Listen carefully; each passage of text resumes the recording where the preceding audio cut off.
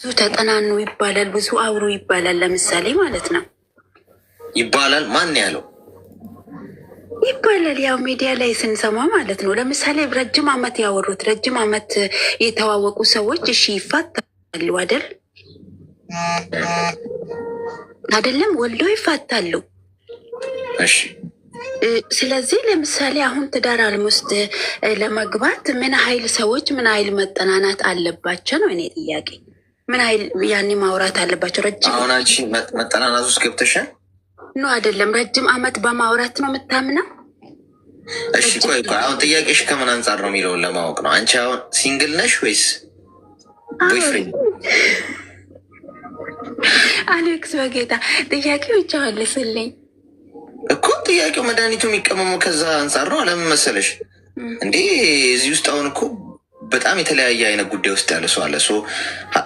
መርፌው ሲወጋ ሌላው ሰው የተሳሳተ መርፌ እንዳይወስድ ጥንቃቄ እናደርጋለን። አንቺ የጠየቅሽው ከምን ተነስተሽ ነው የሚለውን ማወቅ አለብናል። ኦኬ እሺ። እኔ አሁን ለምሳሌ ሀረብ ሀገር ላይ በጣም ቆይቻለሁ። እሺ ወደ 8 ዓመት እንደዛ ሰርቻለሁ ማለት ነው። ኦኬ ግን አሌክስ በጣም ነው ሰዎችን የሚፈራቸው ማለት ያኔ አይታመኑም። በቃ ውስጣቸው ሌላ፣ ውጫቸው ሌላ፣ የሚያወሩት ሌላ፣ ድርጊታቸው ሁሉ ነገር ሌላ ናቸው። እሺ ከዛ አንጻር እኔ ደግሞ መጥፎ ባህሪ ነበረብኝ። መጥፎ ባህሪ ስልክ ሰውን ማውራት ጀምርና በሌላ ስልክ ገብቼ አወራለሁ። እንዴት? ለምሳሌ እኔ ቀርብና ማውራት ጀምራለሁ አይደል? እሺ ከዛም በኋላ በሌላ ስልክ ደግሞ ገብቼ ሌላ ፕሮፋይል ላይ አድርጌ በሌላ ስም ምናምን አድርጌ አወራለሁ። ስለላ ማለት ነው። አሁ ግን ለምሳሌ ፎቶ ከላክልኝ ማውራቱን ከጀመረ ከደውልልኝ ምናምን በቃ ያ ሰው ወዲያው ነው ብሎ ካድርጌ የምወጣ።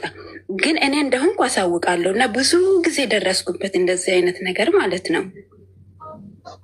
እሺ በቃ አሌክስ ምን አለፋ እምነት የሚባል አጣው። በቃ በጣም ብዙ ጊዜ በቃ በጣም ሃይማኖት ያጫውታችኋል።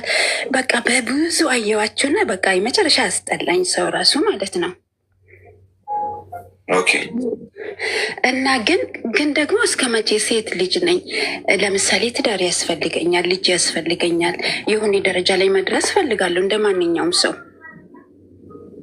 እና እኔ አሁን በቃ በጓደኝነት መኖር የሚባለውን ነገር አልፈልግም አሌክስ። በጣም ነው የደከመኝ ማለት በቃ በጣም ሰዎች ይጀናጀናሉ። ትጀናጀኛለሽ? ኖ አይደለም። ለምሳሌ አንድ ሰው ወደ አንተ ስመጣ እንደ ማንኛውም ሰው ትቀበላለህ አይደል? አልቀበልም። ታወራለህ። ምሳሌ በራሴ ስጪ። ምሳሌ ትቀበላለህ አትበይ። እሺ ይቀበላለሁ ልበል። ሰው ነኛ። ሰው ስለሆኑ ስጋ ለባሽ ስለሆኑ አንድ ሰው ደግሞ ትዳር ዓለም ውስጥ ከሌለ አያወራም አልልም እኔ። ይቅርታ ያወራል። ትዳር ዓለም ውስጥ ገብቶ ሲኖር ነው ሰው ልጅ ከማንም ጋር አያወራም የተከበረ ትዳር ስላለው እና ግን ደግሞ እኔ በአካልም የማውቀውን ኢትዮጵያ በነበርኩ ጊዜ በአካልም የማውቀው ብዙ በቃ ድራማ ነገሮችን በጣም ስላየው አሁን ላይ ወንድ የሚባል ነገር በህይወቴ ውስጥ መቅረብ ራሱ በጣም ነው የሚያንቅለሽልሸኝ ማለት ነው። በጣም ነው የሚያስጠላኝ። ምክንያቱም ውሸት በጣም ያማል ከምንም በላይ ማለት ነው። ከዛ ደግሞ የማላ መዓት ይምላሉ። ግን ደግሞ በሌላ ስልክ ገብተህ ስታወራቸው ይጀናጀናሉ፣ ፎቶ ይልካ ምናምን። በቃ ያ ስላስጠላኝ እርግፍ አድርጌ ከተውኩኝ ረጅም ጊዜ ሆኖኛል፣ ረጅም ዓመት ማለት ነው። እሺ እና አሁን ግን በቅርቡ እኔ ወደ ኢትዮጵያ መሄድ እፈልጋለሁ። በቃ ሰርቻለሁ። ለቤተሰብ ምናምን እኔ አልረዳም። ገባ ብሩን የሰራሁትን ብር ሁሉ ሳጠራቅም ነው የቆየሁት ማለት ነው። እና ተለውጫለሁ፣ እግዚአብሔር ይመስገን። አሁን ደግሞ ራሴ ትዳር ያስፈልገኛል።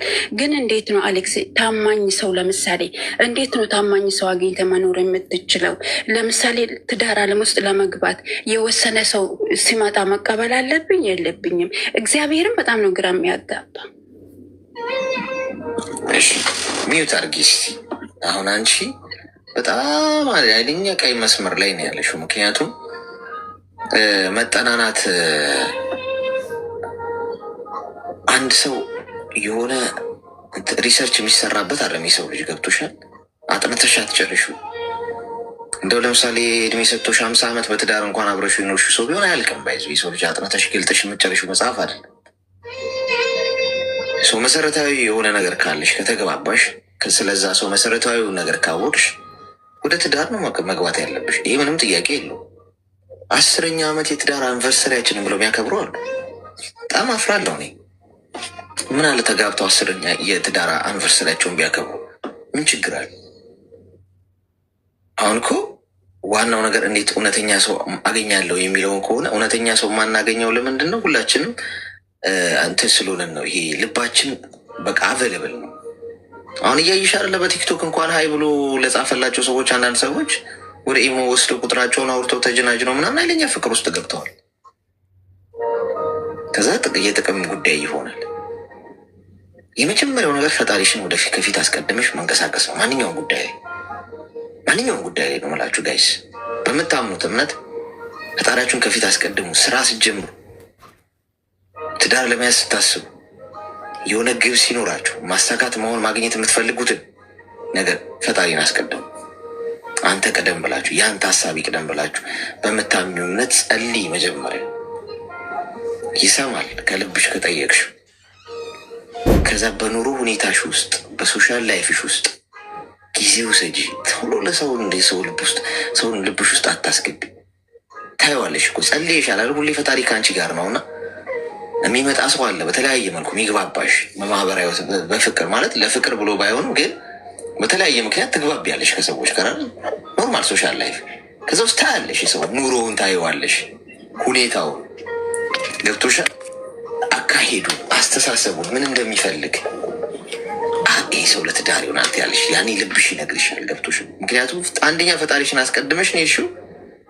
ሁለተኛ ከሰው ጋር ስትግባቢ ፍቅር ጉዳይ አይደለም እኮ። አሁን አይናችን እያወራ ነው አይደል? አሁን ሶሻል ሚዲያ ላይ ነው ያለ ነው። ለምሳሌ ነው የምልሽ፣ በየቀኑ እንገናኛለን፣ በየቀኑ እናወራለን። ሰው በየቀኑ ስንገናኝ ስናወራ ሼር ነው የምናደርገው ሀሳብ አይደል? ስለ እኔ ታውቃላችሁ፣ ማስበው እንዴት እንደሆነ ከማውራችሁ ነገር እየገባችሁ ይመጣል። ኦኬ ልጅ እኮ አስተሳሰቡ እንዲህ ነው እያላችሁ ትመጣላችሁ። ቀን ቀን ሲተካ ገብቶሻል። አሁን ይሄ ሶሻል ሚዲያ ላይ ስላልኩሽ ነው። በሪል ላይፍ ደግሞ ስልሽ ስትገናኝ ስታወሪ፣ ሶሻል ላይፍ ላይ እንዲህ ስትተዋወቂ የፍቅር ጉዳይ አይደለም። ኖርማል በቃ እያስተዋልሽ ትመጫለሽ። ገብቶሻል። ከዛ መግባባቱ እየሄደ ይሄ ሰው ለትዳር ይሆናል ብለሽ አስቢ። ግን ብዙዎቻችን የምንሳበው በምንድን ነው? በጊዜያዊ ነገር ነው የምንሳበው። ስናይ ወይ ቁንጅና ወይ ደረቱ ወይ አቋሙ ወይ አነጋገሩ ወይ መልኩ ምናምን ብለን በአንድ ቀን በሁለት ቀን ንግግር ልክፍ። ገብቶሻል። ወንድም ከሆንክ ሴቷ በአቋሟ ወይ ፀጉሯ ወይ ጥርሷ ወይ አይኗ ልክፍ። ከዛ ስትገባ የሚያገኘ 99 ቁጥር ሚስማር በዚህ ይሆናል የሚገባው። ምክንያቱም የምናውቀው ነገር የለም። አውቀን ነው ማግባት ያለብን። ጊዜ ውሰጂ ነው በሌላ ሲጠቀለል ጉዳዩ። ጊዜ ውሰጂ ይባል ደግሞ 10 ዓመት አሁን ፍቅር ውስጥ ከመግባትሽ በፊት ነው ይሄን ያለው። ግን መርጠሽ ያንን ሰው በቃ ባሌ ሁን ብለሽ ተፈቃቅረሽ ከሆነ አንዴ ልብሽ ውስጥ ካስገባሽ ወደ ግድል ሆኖ መግባት። ይህን ምልሽ እኔም ስለማደርገው ነው። ለምሳሌ አሁን በጣም ወዳት ሰው ብትኖር ወይ ቢያጋጠመኝ እሷን ብትወደኝ ብንግባባ፣ ስለ እሷ ካወቅሁ ሲንግል መሆኗን፣ ስለ ራሷ፣ ስለ ህይወቷ፣ ስለ ስራዋ፣ በቃ በአጠቃላይ ስለ እሷ መሰረታዊ የሆነው ነገር ካወቅሁ ወደ ግድሉ ነው መገባው። እኔ እንደ ወንድ ነው ምልሽ። በቃ እየኖረን እናየዋለን ነው እንጋባለን። ከዛ በኋላ ምንድነው የምናደርገው? አብረን መውደቅ አለብን፣ አብረን መነሳት አለብን፣ አብረን መብላት መጠጣት አለብን፣ አብረን ሀዘኑን፣ ደስታውን፣ ከፍታውን፣ ዝቅታውን ማየት አለብን። ብዙ ሰው ግን እንጠናና የሚለው ቆይ አንዴ ቤት ሰርቼ ይልሻል፣ ቆይ አንዴ መኪና ገዝቼ ይልሻል። እንዲህ ቤት ከሰራውና መኪና ከገዛው በኋላ ምን ሚስት ምን ያደርግልኛል? በቃ እኮ ምን አብሬ ላደርገው ነው የሚገባው። ያንን ምንም ከሌለኝ አብሬ እንዲኖረኝ ነው ማድረግ ያለብኝ። ሲኖረኝ ካገባው ምንድን ነው? ከዛ በኋላ ልንፋጠጥ ነው? ከዛ ገንዘቤን ብላ መጣችልል ማለት ነው። እሷም እንደዛው። እንደውም አብራችሁ ማጨብጨብ ነው ያለባችሁ። በጋራ ስታጨበጭቡ ነው የምትደመጡት፣ ፈጣሪም የሚሰማችሁ። እስከዛ ድረስ ሰው በህይወትሽ ከሌለ ደግሞ ሲንግል ከሆንሽ ሲንግልነት ጌጥሽ ነው። ብቸኝነትን አትጥዩ። ጊዜው ገና ሊሆን ይችላል። አትጨነቂበት ማለት ነው። አሁን ስትሄጂ አሁን ነገር አሳክተሻል። በአንድ ጀንበር ማገባው ሰው ትዳር ውስጥ ካልገባው ብለሽ ውጥርጥር ብለሽ ዘለሽ ብትገቢ ምናልባት እሳት ሊሆናል የሚበላሽ። ጸልይ፣ ጠብቂ፣ ታገሺ በጽናት በሆነው ጊዜ ይሆናል። ፈጣሪ ባለው ሰዓት ጥቅምን አታስቀድም፣ ያለሽን ሁሉ አታሳይ።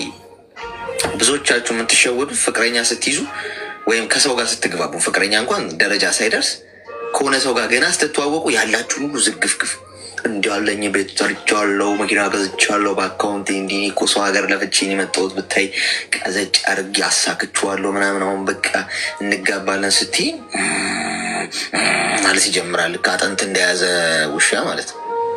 በቃችን ነው እንግዲህ ማለት የታባቱ መስና ከዛ የኔ ሆድ ጠዋት ማታ ቤትሽ ድረስ እግርሽን አጥቦላ ነው ያስገባሽ ቤት ድረስ ነው የምልሽ። ከዛ አንቺ ተፈቅራሽ ልብሹ ልክ ብሏል። ገብቶሻል አይደል? ሰው አትበሉ። የሆነን ሰው በቃ ልቡን አውቃችሁት ምንም እንደሌላችሁ አምኖ ህይወታችሁ እስከገባ በኋላ እንዳላችሁ ቢያውቅ አይሻልም?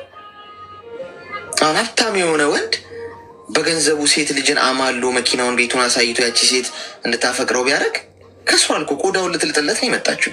አፍቅረው አይደለም ግን ምንም እንደሌለው አክት አድርጎ ምናምን በቃ ራሱን እንደዛ አይቶ ያቺ ሴት በቃ ምንም ባይኖረው ፍቃድ ነው ፍቅር ነው ብላ በህይወት ውስጥ ብትገባ እና እንዳለው ብታውቅ እኮ ነው የሚሻለው።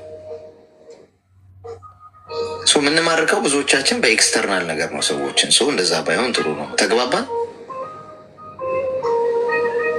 አዎ አሌክስዬ፣ ግን አንድ ነገር ልጨምር ከይቅርታ ጋር። እሺ ንገሪ። ፊቴ ያስፈራል ግን እኔ ፊት ምንድን ነው ስሙ? ኮስተር አልኩብሽ። ኮስተር ስትል ንገሪ እና አሌክስ ይኸውልህ፣ እኔ አሁን ያኔ ከቤተሰብ ጋር ብዙ ስለ ቤተሰብ ማውራት አልፈልግም፣ ግን ብዙ ግጭቶች አሉ በእኔና በቤተሰቦቼ መካከል እና ያው ወደ ኢትዮጵያ ሲሄድ ያው የራሴን ችዬ ነው በርቀት መኖርን የሚፈልገው፣ ምክንያቱም ያው ብዙ ነገር ስላለ በመካከላችን እና አሁን ቲክቶክ ላይ አንድ ሰው ተዋወቅኩት ማለት ነው። ግታ ግን አውሪ፣ ምንም ችግር የለም። መቼ እንዴት ተዋወቃችሁ? ቲክቶክ ላይ የተዋወቅ ነው። እኔ ያው እሱ እንደዚህ ላይፍ ከፍቶ ቁጭ ብሎ ማለት ነው እንደዚህ። ከዛን የአንድ ሀገር ላይ ነው የምንኖረው፣ ግን አንድ ሀገር ላይ መሆናችን እኔ አውቃለሁ። ያው እኔ እኮ ቲክቶክ ከፍቼ አንድ ሀገር እዚህ የምንሰራበት ሀገር ላይ ማትተዋወቁኝ እኔም ብቻ ነኝ የሚተዋወቀኝ ያጣሁት እንጂ ህዝቤ በሙሉ ቲክቶክ ከፍተው ቁጭ ሲል የሚጠብሰው እያገኘ ነው። ተረግሜ ነው እኔማ። እሺ ቲክቶክ ላይ እንደዚህ ከፍቶ ሲቀመጥ እንዴት ተዋወቃችሁ ነው? ይሄ የጦስ ዶሮውን ንገሪ፣ ሂደቱን፣ ቀኑን፣ ምን ተካሄደ የሚለው። አንቴማ እኮ ዶክተራችን ነው። አንተን እኮ እንደ ቀላል ዝም ብለን ማውራት አንችልም። ዶክተርን ዝም ብለን እኮ እንትን አንልም እኮ። ለዛ ነው አሌክስ። እሺ አንቺ እና እሱ ይታወቃሉ። እሱ ቲክቶክ ላይ እንደዚህ ላይፍ ከፍቶ ቁጭ ብለዋል። ከዛን እኔ ደግሞ ቲክቶክ ላይ ከስራ መልስ ዞር ዞር እያልኩ ነበረ። ከዛ ላስገባሽ አለኝ፣ ስሜን ጠርቶ ላስገባሽ ስለኝ እኔ ደግሞ መግባትን አልፈለግኩም ነበረ። አመሰግናለሁ አልኩኝ በኮሜንት ማለት ነው። የእነሱ እየተጫወቱ ነበረ፣ ወንድም ሴቱም ሆኖ እየተጫወቱ ነበረ። ከዛን እንደዚህ ሀበባ ሰጥቼ ለመውጣት ስል ናይና የት ነው የምትሄጂ? ናይና ሀበባሽን ውሰጂ አለኝ። ከዛ እንደምን ሆኖ ነው ምናምን ብዬ ከዛ መልሶ ጨምሮ እሱ ጨምሮ አበባውን መለሰ ማለት ነው።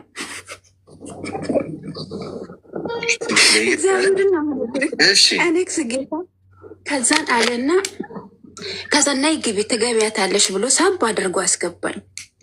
ከዛን ወይ አመሰግናለሁ እኔ ከስራ ስለመጣው ሰዓትም ስለሄደ አመሰግናለሁ ብዬ ልወጣ ስል ከዛ ቁጭ አልኩኝ። በግድ ሳብ እያረገ ሲያስገባኝ ቁጭ አልኩኝ። ከዛ ረጅም ሰዓት አወራን እዛው ቲክቶክ ላይ ማለት ነው። ከዛም በጣም አይሻለሁ፣ በጣም ጎበዝ ሴት ነሽ፣ በጣም ብርቱ ሴት ነሽ፣ በጣም ጠንካራ ሴት ነሽ፣ ብዙ ነገር የሚለውን ቃላቶችን ስል ይህ ሰውዬው ምን አስቦ ነው ምናምን። እንደውም በቀላሉ የአሌክስ ተከታይ ነኝ፣ በቀላሉ የምሸወድ ሰው አይደለሁም፣ ግን ምን ለማለት ፈልገው ነው ብዬ ዝም አልኩኝ። አዎ ተከታይክ ነኝ፣ ደግሞ በአንተ ምክንያትም ትንሽ ተጋጭተናል።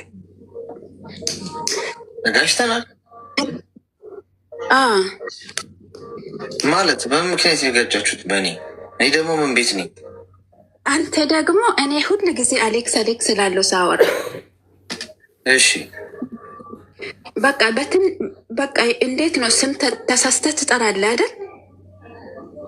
እግዚአብሔርን አሌክስ ምንም ሳደርገው አሌክስ እላለሁ። አሌክስ እንደዛ አይደለም። እኔ እንኳን ብዙ አልኮምትም፣ አዳማጭ ነኝ። በነገራችን ላይ ኮመንት አልሰጥም፣ ምክንያቱም ከስራ ጋር ስለማይመቸኝ። ግን ቁጭ ብዬ የጌም ሰዓት ብቻ ነው የማልከታተለ ከጀመርክበት ሰዓት ጀምሮ ቁጭ እስክትወጣ ድረስ።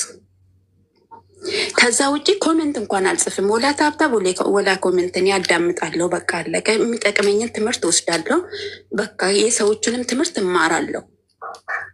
እና ትምህርት ደግሞ በጣም ቀይሮኛል። እኔ ውስጤ በትንሹ አልሸወድም ብሞት ማለት ነው። ማለት ለምንድን ነው ቁጭ ብዬ የምማረው ታዲያ ካልተለወጥኩት ማለት ነው። ግን አሁን ይሄ ነገር ስለፈራው ነው አሁንም የመጣሁት እንጂ በትምህርት ታች ቁጭ ብዬ እኔ ተቀይሬያለሁ በበኩሌ። እና ከዛ መጨረሻ ላይ ስልክሽን ስጭኝ አለኝ ማለት ነው። ከዛን አወራን፣ በጣም መከረኝ። በቃ ምክሩ እንዴት ብዬ ልንገርህ? አንድ አባት ለምሳሌ ብዙ አይመክርህም? ልክ እንደዛ። ከዛን ይሄ ሰው ደግሞ ብዙ ጊዜ በቪዲዮ አይወጣም።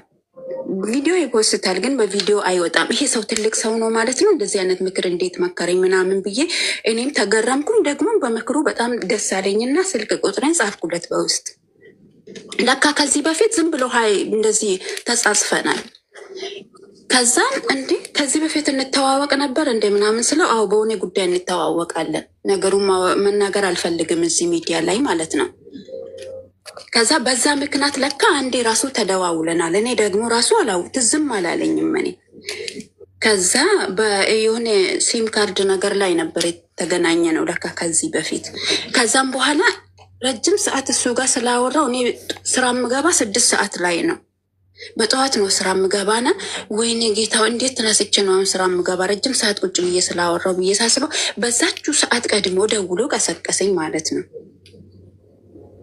ቀስቅሰኝ ያልሽው ሰዓት ደርሷል እና ተነሽ ብሎ ሲቀሰቅሰኝ ተነሳው። በዛ ሰዓት ግን ከምንም አልቆጠርኩም። ያኔ ኖርማል ነው። ውስጤን ይፈራል። በነገራችን ላይ ወንድን አላምንም። የፈለገ ነገር ብታደርግ ፍርሃት አለ ውስጤ። ከዛ በስንተኛው ቀንም እንደዚህ ማታለት ደግሞ መልሶ ጻፈልኝ። ስንት ሰዓት ሊቀስቅስሽ ነገ አለ። አይ አመሰግናለሁ እንትን ሰዓት ሞልቼ ተኛለሁ አልኩት። ቀጠለ ነገሩ። ስናወራ ቀጠልን። በቃ ሄድን አሌክስ። እዚህ የመጣሁት እንድትመክረኝ ስለሆነ ሁሉንም ነገር እነግርሃለሁ። ከዛ ቀጠልን። ስናወራ በአካል ደግሞ ተገናኘን፣ ተቀጣጥረን ማለት ነው። በአካል መገናኘቱ ላይ ደረስን። እዚሁ ዱባይ ኖ እኔ ያለሁበት ሀገር ባህሬን። ባህሬን ነው። እሺ ባህሬን። ከዛን ያው እሱ የሚሰራው ስራና ያው መቼም ማንም ሰው ያውቃል የኔ ስራ ይለያያል ማለት ነው። ከዛ በጣም ያኔ ሰው እንደዚህ በመልክና ስለመከረኝ እኔ ሰው አላምንም ማንም። ያኔ ቤተኛውም ሃይማኖት ውሸታም ሰዎች አሉ፣ እውነተኛ ሰዎች አሉ። ስለዚህ ምንም ቢሆን ራሴን የሚሰጥ ሰው አይደለም። ግን ደግሞ የአጋጣሚ ነገር አላውቅም። እውነቱን ስነግርህ እኔ አልዋሽም። ምን አስዋሸኝ? እና አሁን ላይ በቃ የሆነ እንዴት ብዬ ልንገርህ አሌክስ፣ እውነት የሚመስሉ ነገሮች አሉ። ግን ደግሞ በአንተ ምክንያት ትንሽ እኔ ቅሬታ ፈጥሮብኛል። አሌክስ የምትይ ማን ነው እሱ አለኝ። ከዛን አታውቀውም አልኩት። ኧረ እኔ አላውቅም ስለኝ። እንዴት አታውቀውም አልኩት። እሱንም የማታውቅ ከሆነ በጣም ነው የምትገርመው ብዬ ሼር አደረኩለት ቪዲዮን። ስለ ሴቶች የምትመክረውን ቪዲዮ እኔም የፖስት ስለነበረ ሼር አደረግኩለት። ወይ ይሄ ነው እንዲ አለኝ። አዎ ይሄ ነው አልኩት። ከዛ አንቺን እንደዚህ እየሰማሽ እኮ ህይወትሽን አትመሪም። እኔ ሲጀመር ማግባት አልፈልግም አልኩት። እኔ ወንድ አይቼዋለሁ፣ እናንተ ውሸታሞች ናቸው። ማግባት አልፈልግም፣ ግን እቃ ምናምን ላጥብ ብዬ ነው ማወራክ አልኩትኝ። የመዳሜን እቃ ለማጠብ ነው ማውራክ እንጂ እኔ ወንድን አላምንም አልኩት። ከዛ እግዚአብሔር ይቅር ይበልሽ አለኝና፣ በይ እግዚአብሔር ወይ ይቅር በለኝ በይ፣ እንደዚህ አትበይ፣ ሁሉንም ሰው አንድ ላይ ጨፍልቀሽ እንዴት ይሆናል ምናምን ብሎ በጣም ተቆጣኝ። አላገባም ወንደላ ምንም አትበይ፣ ይሄ መጥፎ ነው የሚሆንብሽ አለኝ። ከዛ በጣም አሁን የሆነ ስህተት እንኳን እኔ እንደዚህ አላደርግም ካልኩት ታይ በአፍሽ የምታውሪን ነገር ነው የሚደርስብሽ፣ ታይ በአፍሽ ክፉ ነገር አታውሪ ይለኛል ማለት ነው። አሌክስ አሁን በጣም መካሪ ሆኗል። ምን ላድርገው? እኔ ደግሞ ፈራለሁ። እኔ በአጭሩ ማቆም ነው የምፈልገው። የሚሆን ከሆነ ማውራቱን እቀጥላለሁ፣ ማይሆን ከሆነ በአጭሩ ማቆም ነው የምፈልገው። እንቅልፌን ማጣት አልፈልግም። እኔ በጣም ብዙ ጀምራችኋል።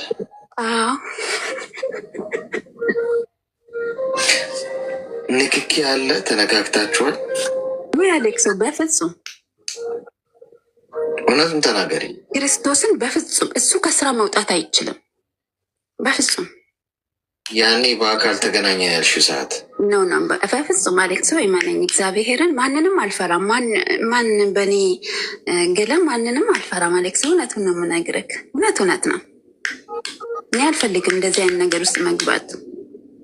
ሰው እኔ ከሆነ በህጋዊነት መሆን አለበት፣ ካልሆነ ጥርቅን ብሎ ይቀራል። እስከ ዛሬ ኖር ያለው 8 ዓመት ሙሉ ብቻዬን ነው የኖርኩት። ከሰው ጋር አልኖርኩም።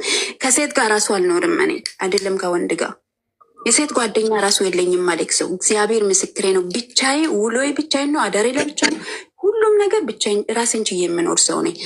ምንም አዲስ ነገር የለም። በስራ ደክሞኝ ነው የምውለው። ምንም ፈላ አይደለሁም። በነገራችን ላይ እድሜ ሄዱ አለኔ ስለማላቅ ነው እንጂ አሌክስ፣ እንደነገርኩ በእኔና በቤተሰቦቼ መካከል ትንሽ ነገሮች ነበሩ። እሱን ማውራቱን ስለማልፈልግ ነው፣ ስለሚረብሸኝ። አስተዳደጌ ትንሽ ከበድ ይላል። በልጅነት ከቤተሰቦች መለየት ነበረ፣ ቁስል ነበረ። አሁን እዚህ ገብቶ ሲያለቅሱ እኔ እጅግ ነው የማለቅሰው አሌክስ፣ እጅግ ማለት ነው። ለምን ይሰማኛል? እኔ ያለፍኳቸውን መንገድ ብዙዎች አሁን እዚህ ወጥቶ የሚያወሩት ብዙ ልጆች አሉ። እኔ ደግሞ እድሜን ሁሉ አላውቅም አሌክስ። እድሜ ስንት ነው? ክርስቶስን እኔ አላውቅም። ምክንያቱም በልጅነት ነው ከቤተሰብ የወጣሁት። እድሜሽን አታውቂውም? አላውቀውም። እርግጠኛ ነሽ? ክርስቶስን አላውቀውም አሌክስ። በአቅማ ምን ችግር አለው? እኔ አላፍርበት። ቤተሰብ የለም? እናት አባት ምናምን ቤተሰብ አሉኝ፣ ግን እኔ ከልጅነቴ ነው ከቤተሰቦቼ ማውራት አልፈልግም አሌክስ። በነገራችን ላይ የሚያሳዝን ለእኔ እንዴ ይሄ እኮ ምን ማለት ነው? እድሜን አላውቀውም እኮ ትንሽ ከባድ ነው። ምክንያቱም አትሊስት ቤተሰብሽን ደውለሽ ጠይቀሽ ይሄን ማወቅ እኮ ከባድ አይደለም። ኤኒዌይስ ገብቶሻል። ከቤተሰብ አንድ ሰው እንደዚህ ስለ እድሜሽ ምን ማለት ነው? እስካሁን ምንም በህይወትሽ ስትኖሪ ስለ እድሜ አውርተሽ አታውቂም? አሌክሱ ብዙ ጊዜ አወርቻለሁ። እህቶቼ አሉ፣ ታላላቅ እህቶቼ ብዙ ጊዜ አወራለሁ፣ ይሰማኛል፣ አለቅሳለሁ ምናምን። በቃ ብዙ ነገር አለ በእኔና በቤተሰቦቼ መካከል። ግን እናቴ የምትለው አባትሽ ነበር የሚያውቀው፣ እሱ ሞቷል፣ እኔ ምንም የማውቀው ነገር የለም ትለኛለች። እኔም ደግሞ የገጠር ሰዎች ብዙ ጊዜ እንደዚህ አይነት ነገር እንትን ላይሉ ይችላሉ። እኔም ደግሞ በልጅነቴ ነው ሰው ቤት ያደግኩት ብዬ ከዚህ በፊት አውርቼ ነበር እና በመከራ ነው ያደግኩት። ስለ ይሄ እድሜ ተውና ስለ አመታትን ማወቅ ተውና በጣም ከባድ ሁኔታ ውስጥ ስላለፍኩት አሁን ምን መሰለሽ እናትሽ እንግዲህ አሁን የሚሰር ቢሆን ውሃ የሚያነሳው ምንድን ነው? አባትሽ በህይወት ኖረው እናትሽ በህይወት ባይኖሩ እና አባትሽ ይህንን ቃል ቢሉት ትክክል ነው። ገብቶሻል አይደል? ምክንያቱም ምናልባት እናትሽ ሲወልዱ አባትሽ ካላዩ ወይ ካልነበሩ ቦታ ላይ፣ አሁን ግን እናትሽ ነው እንግዲህ አመጣ ልትወልሽ የምትችለው። ስለዚህ ምንድን ነው እናትሽ እድሜሽን ሊያውቁ የሚችሉበት እድል ሰፊ ነው። ምን ማለት ነው አባትሽ ነው የሚያውቀው የሚለውን ሀሳቤን ተቀበልሽ? አምነሽ ወይስ አውቀሽ ነው?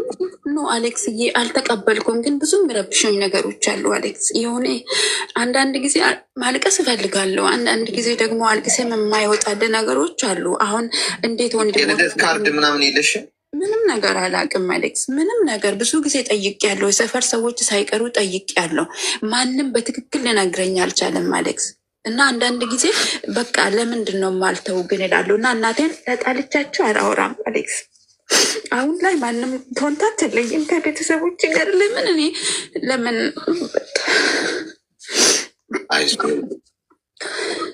ሰው ቢያንስ እኮ አንተ የተወለድክበትን አመታት ማወቅ ያለብህ አይደል? ቢያንስ ደግሞ ፍቅር ማደግ አለብህ አይደል? አሌክስ ልጅ ነው ይሰማሃል። የልጅነት አይምሮ ተጎዳ ማለት ብዙ የምታልፋቸው መንገዶች አሌክስ በጣም በፈተና የተሞሉ ናቸው።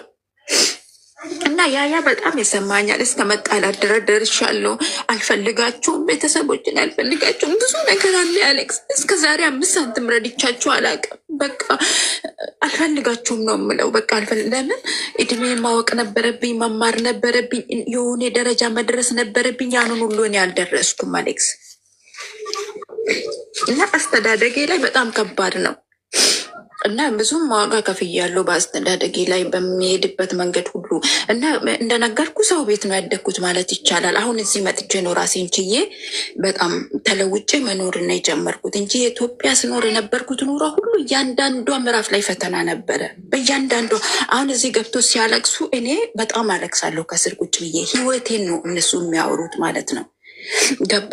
ሰው ደግሞ ይፈርድብሃል። በጣም ኮሜንት ሲሰጡ ፈራጅ ናቸው፣ ፈላጭ ናቸው፣ ብዙ ነገር ብሎ ይጽፋሉ። እኔ ምንም አይደንቀኝም። ለምን ብዙ ነገር ውስጥ አሳልፍ ያለው ምንም አይመስለኝም። ግን ትልስት እድሜን ብትነግሩኝ ባታስተምሩኝ ኦኬ በቃ አለመቻላችሁ ሊሆን ይችላል። ያላስተማሪ ልጅ ሆኜ ስጠፋ አሌክስ አልፈለጉኝም። ቂም ያዝኩት። በቃ ቂመኛ ነው የሆንኩት። ለምን ያልፈለጋችሁኝም? እኔ መጥፎ ልጅ እንኳን ቢሆን ቤተሰቦቼ ለምን ነበር ያልፈለጉኝም? አለማወቃቸው ሊሆን ይችላል። በእርግጥ እረዳለሁ። ግን ደግሞ ይቅርታ ለማድረግ አሌክስ በጣም ሚጥ ነው የሚሆንብኝ። አብሶ እናቴ ላይ ያለኝ ቂም ልነግር አልችልም። ግን ደግሞ መልሼ አለቅሳለሁ። መልሼ ለምን ይቅርታ አላረግላትም? የገጠር ሰዎች ናቸው፣ ምንም አያውቁም። እንዳሁኑ ሚዲያ ተጠቃሚ አይደሉም። እናቴ በ13 ዓመቷ ነው ያገባችው። ስታወራ የራሷን ታሪክ በ13 ዓመት ስታገባ ደግሞ ወዳ አይታ አይደለም፣ በጣም ትልቅ ሰው ነው ያገባችው። እና በቤተሰብ ተይዘን ነበር አለች ሲያገቡ ማለት ነው። ይህ ሰው ታገቢያለች ተብለን ሰውየው እንኳን ሊያገባን ስመጣ አይተና አይደለም አለች ስትነግረን ማለት ነው። በቃ ይሄን ሰው ነው የምታገባት እንባላለን። ተይዘን ነው የምንሰጠው እንጂ እንዳሁኑ ተጠናንተን አይተን ወደን አይደለም እኛ የምናገባ። ድሮ ትለኛለች ማለት ነው። እሺ ቆይ ፓስፖርትሽ ላይ ታዲያ እንዴት ነው እድሜሽ የሰፈረው? ፓስፖርቴ ላይ ደግሞ አሁን አላቅም፣ ሚዲያ ላይ ማውራት አስቀጣኝ አላቅም። እና ፓስፖርት ኢትዮጵያ ስኖር ነበርኩበት መታወቂያ ለማውጣት ሀገሬ ሲገባ ማለት ነው። ያኔ ትንሽ ነፍስ አውቅ ያለው በጣም ያኔ ጥያቄዎችን እጠይቅ ነበር እና መታወቂያ ወጣልኝ። ከዛም በዛ መታወቂያ ፓስፖርት ለማውጣት ፓስፖርት ያን ጊዜ ክፍለ ሀገር አይቻልም ነበር፣ አዲስ አበባ ብቻና አዲስ አበባ ነበረ። ከዛ ለማውጣት ሄድኩኝ። ሲሄድ መንገድ ላይ ጠፋብኝ ማለት ነው። አሌክሶ እንዳሁኑ አይደለም። በፊት ብዙ ነገር በብርት ይሰራል። በብር ትሰጣለህ። ፎርጂድ ነገር በጣም ይሰራል በፊት እኔ እስከማውቀው ድረስ እኔ ፓስፖርት ሳወጣ ማለት ነው። ከዛ ፓስፖርቱ ጠፋብኝ። ፓስፖርቱ ሲጠፋብኝ አንድ አሜሪካን ግቢ የማውቀው ሰው ነበር አዲስ አበባ ውስጥና እሱ በሰው መታወቂያ ላይ ፎቶዬን ብቻ በማድረግ ገባ። ፎቶዬን እሱ ቀበሌ ውስጥ ይሰራ ነበር። እኔ ግን ይሄን መጥፎ እንደሆነም ጥሩ እንደሆነም የማውቀው ነገር የለም። ከዛ በሰው መታወቂያ እንግዲህ ልጅቷ በጣም ታላቆቼ ናት። ልጅቷን አውቃታለሁ። በእሷ መታወቂያ ላይ ፎቶዬን ብቻ አድርጎ ቻፓ መጥቶበት ሰጣኝ ማለት ነው። የፓስፖርት እድሜሽ ስንት ይላል? የኔ አይደለማ። የኔ እኮ እንትን ብቻ ፎቶ ብቻና ብቻ ነው። ሁሉም ነገር የራሴ አይደለም። እሺ አሁን ይኸውልሽ፣ አሁን በምርመራ አይ ቲንክ የሚታወቅ ይመስለኛል። አሁን ዘመኑ ሌላ ሌቭል ላይ ስለደረሰ እድሜ በምርመራ የሚገኝ ይመስለኛል። ጠኛ ባልሆነም። ስለዚህ አሁን ግን እዛ ሲሄድ በደንብ በአካል ጠይቃለሁ ብዬ አስባለሁ። እስካሁን እኔ ኢትዮጵያ ውስጥ ዱባይ ነበርኩ። ከዱባይ ወደዚህ ስዛዞር ነበርኩ። እስካሁን ያኔ አልተቀመጥኩም ቤተሰብ ጋር ማለት ይቻላል። እዚህም ከመጣሁ 8 ዓመት ሙሉ አልሄድኩም። እሺ ሚዩት አርጊና አሁን ከልጁ ጋር ስላላችሁ ነገር እድሜን በተመለከተ አንድን ነገር ደግሞ ስነግርህ በእድሜ ይበልጠኛል። በምን ያህል ጊዜ አላውቀውም። እኔ በምን አይነት ጊዜ እንደሚበልጠኝ አሁን አንቺ እድሜን አላውቀውም አላልሽኝም እንዴ?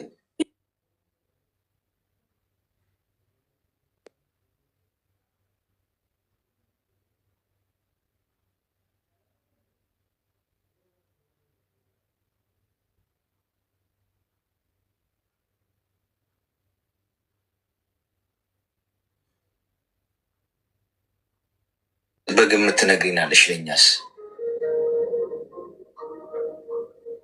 ያው እኔ እንደዚህ አይተህ ለምሳሌ አንተን አይቼ ራሴን ለምሳሌ ራሴን ሳይ የሆነ ግምት አልገምትም አሌክስ። ወይስ ግራ የገባው እንደ ዛሬ ግራ የገባው ነገር ገጥሞን አያውቅም አይደለ ጋይስ? ሚዩት አርጊ። ሚዩትሽም ካነሳሽ አወርድሻለሁ። እሺ አይ አሌክስ አታወርደኝ። ሚዩት አርጊ። እውነቱን ነገረኝ ካላችሁኝ እንደ ዛሬ ግራ ገብቶኝ አያውቅም። ምክንያቱም እድሜውን አላውቀውም አለችኝ። በእድሜ ይበልጠኛል ብላ እርግጠኛው ነች። የራሷን እድሜ እንኳን መገመት አልቻለችም። የእድሜውን ነገር ታዩ፣ እሱ የአንቺ የቤት ስራ ነው። ኤኒዌይስ ከእሱ ጋር ባለሽ ግንኙነት አንቺ በቲክቶክ ነው ያወቅሽው። እሱ ቲክቶክ ላይ አንቺን ነይ ግቢ አበባ መልሽ አበባ ስጪ ምናምን የሚል ግለሰብ ሌላዋንም የማይልበት ምንም ምክንያት። ስለዚህ ቲክቶክ ላይ ላወቅሽው ወንድ ገና በአካል አንዴ ላገኘሽው ወንድ ሌላ ታሪክ ውስጥ አትግቢ። ገብቶሻል? ብዙ ሰዎች ቆዳ ተገፏል። እዚህ ውስጥ አሁን ቁጭ ብለው አደን የሚያድኑ ወንዶች አሉ አውቃለሁ። ቲክቶክ ላይ ሴቶችም የሚያድኑ ወንዶች አሉ። ገብቶሻል? ሌላ ስራ የሌላቸው ማለት ያው ይህን ሳወራ ደማቸው ይንተከተካል። እንትን አቀርቦላቸው በረዶ አለ። እሺ አለ፣ እንዳያሳስባችሁ። አደን የሚያድኑ አሉ። ወይ ላይ ገባቸውን ከፍተው ወይ ደግሞ ላይቭ ላይ እዚህ አሁን እዚህ ሁሉም ሰው ፕሮግራም የሚከታተል ነው ይመስላችሁ? 2000 ሰው ቆቅ ነኝ እኔ። በነገራችን ላይ በጣም ሽማግሌ ሰው ነኝ። በደንብ ነው የማውቀው። ገብቷችኋል? እዚህ ውስጥ ቁጭ ብለው የገባችሁ የወጣችኋል ፕሮፋይል እየገቡ ቼክ የሚያደርጉ አሉ። ከዛ በውስጥ ስንት ሴቶች በውስጥ መስመር ተጽፎላችኋል እዚህ ቤት እንኳን አውቃለሁ። በውስጥ መስመር መጥተው ሀይ ይሏችኋል። እንዴት ነሽ? ቅድም ያወራችሁ ነገር እኮ በጣም ያሳዝናል። ልረዳሽ እችላለሁ፣ እንደው ምክርም ቢጤ ምናምን ላግዝሽ። እስቲ ሊበላሽ ነው ሴትዮ፣ ቆዳሽን ሊገፍ ነው፣ ተኩላ ነው እያልኩሽ ነው። ሌላ ቦታ ሄደው ሊያታላችሁ ከሚወጡት እዚህ ቁጭ ብለው የሚያድኑት የሚያደፍጡት ይበልጣሉ። ይህን ደግሞ አንድ መላ ነግሬያችኋለሁ። እዚህ ቤት ገብተው ከዚህ ቤት ስትወጡ በውስጥ መስመር ምንም የጻፈላችሁ ወንድ ስክሪንሾት አርጉትና እዚህ ያስገባችኋለሁ። በትልቁ አርጊያችሁ ከነ ፎቶ ከነ ፕሮፋይሉ ምን ብሎ እንደጻፈ ጽሁፉን፣ ቮይስም ከሆነ ቮይሱን ታሰሙናላችሁ፣ ታሳዩናላችሁ እዚሁ። ከዛ ሚስቱን እዚህ ትሆኛለሽ። ሚስቱ ለአንቺ የጻፈው ደግሞ እዚህ ውስጥ ላሉ ነፍ ሴቶች ጽፏል። ይሄንን እናደርጋለን ኑ ብያለሁ እኔ። እዚሁማ ሞታታለሁ እንጂ በሽታው ሲስፋፋ እዚሁ ቁጭ ብዬ ላይ እዚህ መቀመጥ ወፍ ለመጠበቅ አይደለም። ሰዎች ይማራሉ፣ እንማራለን፣ እንሻሻላለን ነው። እዚሁ ደግሞ እየገባ በውስጥ መስመር አጠምዳለሁ ካለ እዚህ መተሽ አስችል። ሚስትና ልጆቹ መጥተው ወዬ ይበሉት። ስለዚህ እንዲህ ናቸው። ቲክቶክ ላይ ነግሬሻለሁ። ቲክቶክ ላይ ቁጭ ብሎ ሀይ እኔ ቆንጆ ምናምን የሚል ወንድ አላማ የለውም፣ ስራ የለውም፣ ጉዳይ የለውም። ገብቶሻል? ለዛ ነው አሁን ትክክለኛ ወንዶች አይናደዱም በዚህ ሀሳብ። የራሱ ትዳር ያለው ሰላም ያለው ኮንፊደንስ ያለው ወንድ ነው የሚለው። ግን እዚህ ውስጥ ያለ ሰው ግን አሁን እያደረገው ነው። ይቅርታ አዝናለሁ፣ ልረዳ አልችልም፣ ምንም ልረዳ አልችልም ከዚህ ነገር መቆጥ። ስለዚህ እህቴ አንቺ ሰው ሀገር ነው የመጣሽው አይደል? ሰው ሀገር ለስራ ነው የመጣሽው። እዚህ ሀገር ላይ ሆነሽ አጥምዶሽ የሰራሽው ነገር በሙሉ ብዙ ነገር ጣጣ አለ። ሀገሬ ስትሄጂ ያልኩሽን አርጊ። መጀመሪያ በምታምኚው እምነት ሄደሽ ጸሎት አርጊ ከፈጣሪሽ ጋር የተወሰነ ጊዜ 1 ወርም ምናምን ጊዜ ሰተሽ ማለት ነው። ከዚህ ጫጫታ ከሶሻል ሚዲያ ጫጫታ ወጥተሽ ርቀሽ በቃ ሰላም ያለው ነገር ረጋቤ ከቲምፖ ከዛ ጸሎት አርጊ ጥሩ ሰው ወደ ህይወትሽ እንዲያመጣ። ከዛ በጊዜው ይሆናል ሁሉም ነገር። ተግባባን? ግልጽ ነው? እሺ አሌክሱ። እሺ መልካም ቀን። አመሰግናለሁ። እሺ ወይቸው ጉድ ወዱ አይስቁ አለ ብለዋል። እውነት ነው፣ እውነቴ ነው። እዚህ ውስጥ አጥማጅ በጣም ብዙ ነው ያለ። ያው ለዛ እኮ ነው የሚያጥረገርጉኝ። አንዳንድ ያስቁኛል። ፈኒ ነው መሆኑ። አንዳንድ ወንዶች መጥተው አቃቂር ምናምን ሲያወጡልኝ ምናምን ሳይ መድኃኒቱ ሰርቷል ማለት ነው። ጓድ እናንተ ትናደዳላችሁ። አሁን ጌምም ስጫወት ምናምን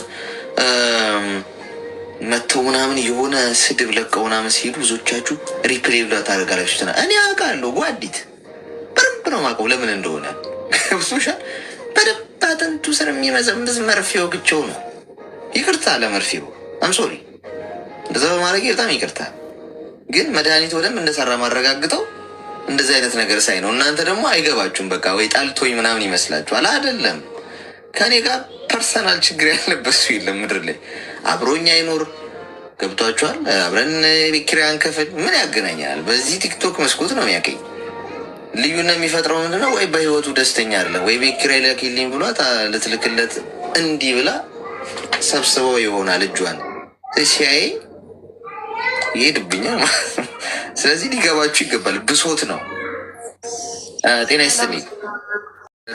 በፊት ገብቼ ነበረ፣ ምክርህን ሰምቼ ነበረ። ግን እኔ አሁን የገባሁት ከአሁን ከዚህ ከኔ በፊት የገባች ልጅ ነበረች፣ እድሜን አላውቀውም ያለችው ልጅ ማለት ነው። እኔ እንደሷ ስለሆንኩኝ ነው አሁን የገባሁት። አመሰግናለሁ ስላስገባኸኝ። እሺ እኔ የተወለድኩት ክፍለ ሀገር ነው እንደሷ። ግን የክፍለ ሀገር ሰው እድሜያችንን በብዛት የማናውቀው ምክንያት እናት አባቶቻችን ሲወልዱ ወራቱን አያውቁትም። ቀኑን ወራቱን ቢያውቁት ቀኑን አያውቁትም። እንደዚህ የልደት ወረቀት ምናምን በብዛት የለንም እኛ። አሁን እኔም እንደሱ እንዳሁን ልጅ ነኝ። ግን ፓስፖርት ስናወጣ እኔ አሁን ያወጣሁት አዲስ አበባ ነው።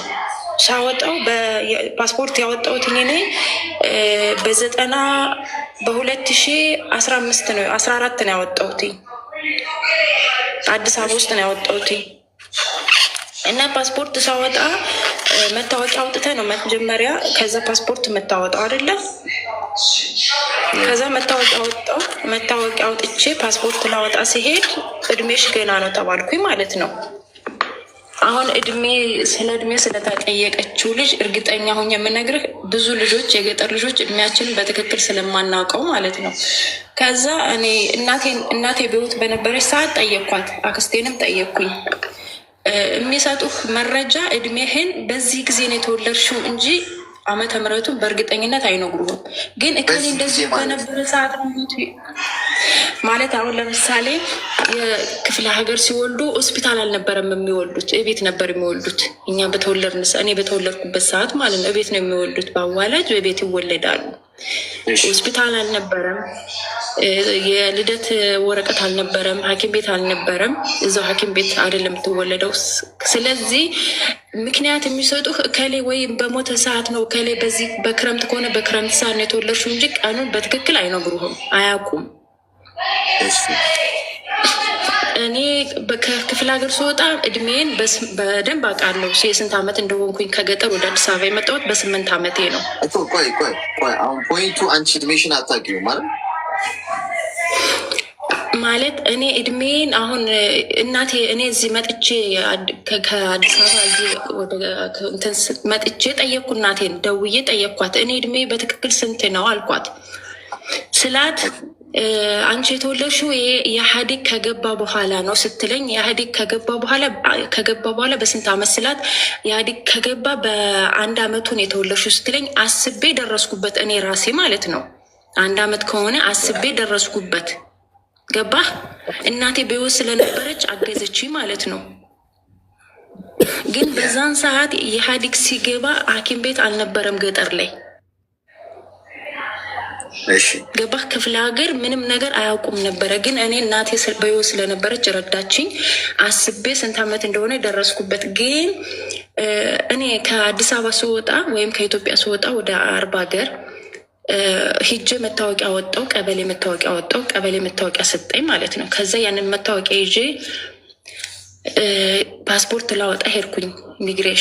ሚግሬሽን ሲሄድ እድሜሽ ገና ነው አሉኝ ማለት ነው። እድሜሽ ገና ነው። ከዛ ያንን መታወቂያ እንደገና ሄጄ ቀበሌ እድሜ ጨምሩና አውጡልኝ አልኩኝና ቀበሌ ጨምሮ እድሜ አወጡልኝ ማለት ነው። ብዙ ልጆች አሁን እድሜያቸውን ወይ 30 ወይ 20 ብለው የሚያወጡት እድሜያቸው ላይሆን ይችላል ብዬ ነው የምናገረው። እዚህ ጋር ብዙ ልጆች እድሜያቸው ትክክል ሳይሆን በመታወቂያ ወይም በፓስፖርት እድሜ ሲባሉ አሁን አንተ ቅድም ፓስፖርቶች ላይ ስንት ነው እድሜሽ ስላልኳት ማለት ነው።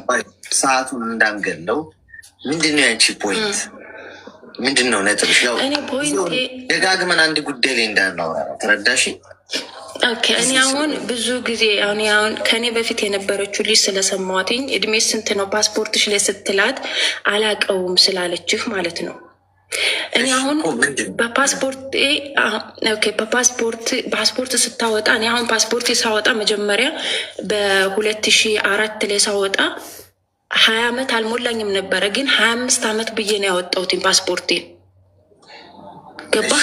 ፓስፖርት ዋሽተህ የምታወጣው ነገር ሆኗል በአሁን ሰዓትም በፊትም። አሁን እኔ እድሜሽ ስንት ነው ብትለኝ አሁን 35 ወይ 36 ለው እድሜ ፓስፖርት ላይ የሚለው፣ ግን እድሜ ትክክለኛ ከዛ በታች ነው። ገባህ? አሁን ብዙ ልጆች ፓስፖርታቸው ላይ ቆይ እኔ እናት አሁን ምን መሰለሽ፣ አሁን ጊዜውንም ፈጀን። አሁን ወይ አንቺ ጥያቄም አይደለም ወይ ተመሳሳይ ጉዳይ ነው፣ ግን አሁን አጠቃላይ ውስጥ አጠቃላይ ተባበሪ ውስጥ ምንድን ነው ማለት ነው? እሺ ልተባበረህ እና ብዙ ልጅ እኔ አሁን ማለት ነው አሁን ከኔ በፊት የነበረችው ልጅ እድሜሽን ለምን አታውቂም ለምን አላወቅሽም ስላልካት ነው የገባሁትኝ። ምክንያቱም እድሜ አሁን ዘጋ ነው ይሷን አይደል? ይሷን ዘጋ። እሺ ሲቀጥል ደግሞ ማለት ነው አሁን ብዙ ልጆች የሚወጡት ፓስፖርት እድሜ እየተጨመረ ነው። እሺ እድሜያቸውን ይጨምራሉ። ምክንያቱም ካለ እድሜያቸው ወይ 10 ዓመት ወይ 5 ዓመት ጨምረው ያወጣሉ። እና ይሄ ነገር እኔ አሁን ይቅር አይቅር አላውቅም፣ ግን በፊት እኔ እንደዛ ጨምረ ስላወጣው ነው። ምክንያቱም እኔ ቤተሰቦች በህይወት እስካለች ስለነገረችኝ እድሜ አሁን ብዙ ልጆች እድሜያቸውን በትክክል የማያውቁ ልጆች አሉ 40 ግሬ ይሄዱ። እሺ አንድ ይሄ ነው። ሁለተኛ ነገር ደግሞ በጣም አደንቅሃለሁ። ከዚህ በፊት ምክር ሰጥተኸኝ ምክርህን ተቀብዬ ከእንትን ገብቻለሁ። እግዚአብሔር አመሰግናለሁ። በዚህ ምክንያት ላመስግንህ በጣም አመሰግናለሁ። አንዳንዴ ምክር መስማትም ጥሩ ስለሆነ ማለት ነው እና በጣም በጣም አመሰግናለሁ። የመከርከኝ ምክር እስከ ህይወት ፍጻሜ ድረስ አልረሳውም። ህይወቴን ቀይሮልኛል። እግዚአብሔር ያክብርልኝ። አመሰግናለሁ። አመሰግናለሁ። መልካም። አሁን እሷ እንግዲህ እኔ ልትለኝ የፈለግችው ነገር እውነቱን ለመናገር አልገባኝም፣ ግን ሀሳቧን ትጨርስ።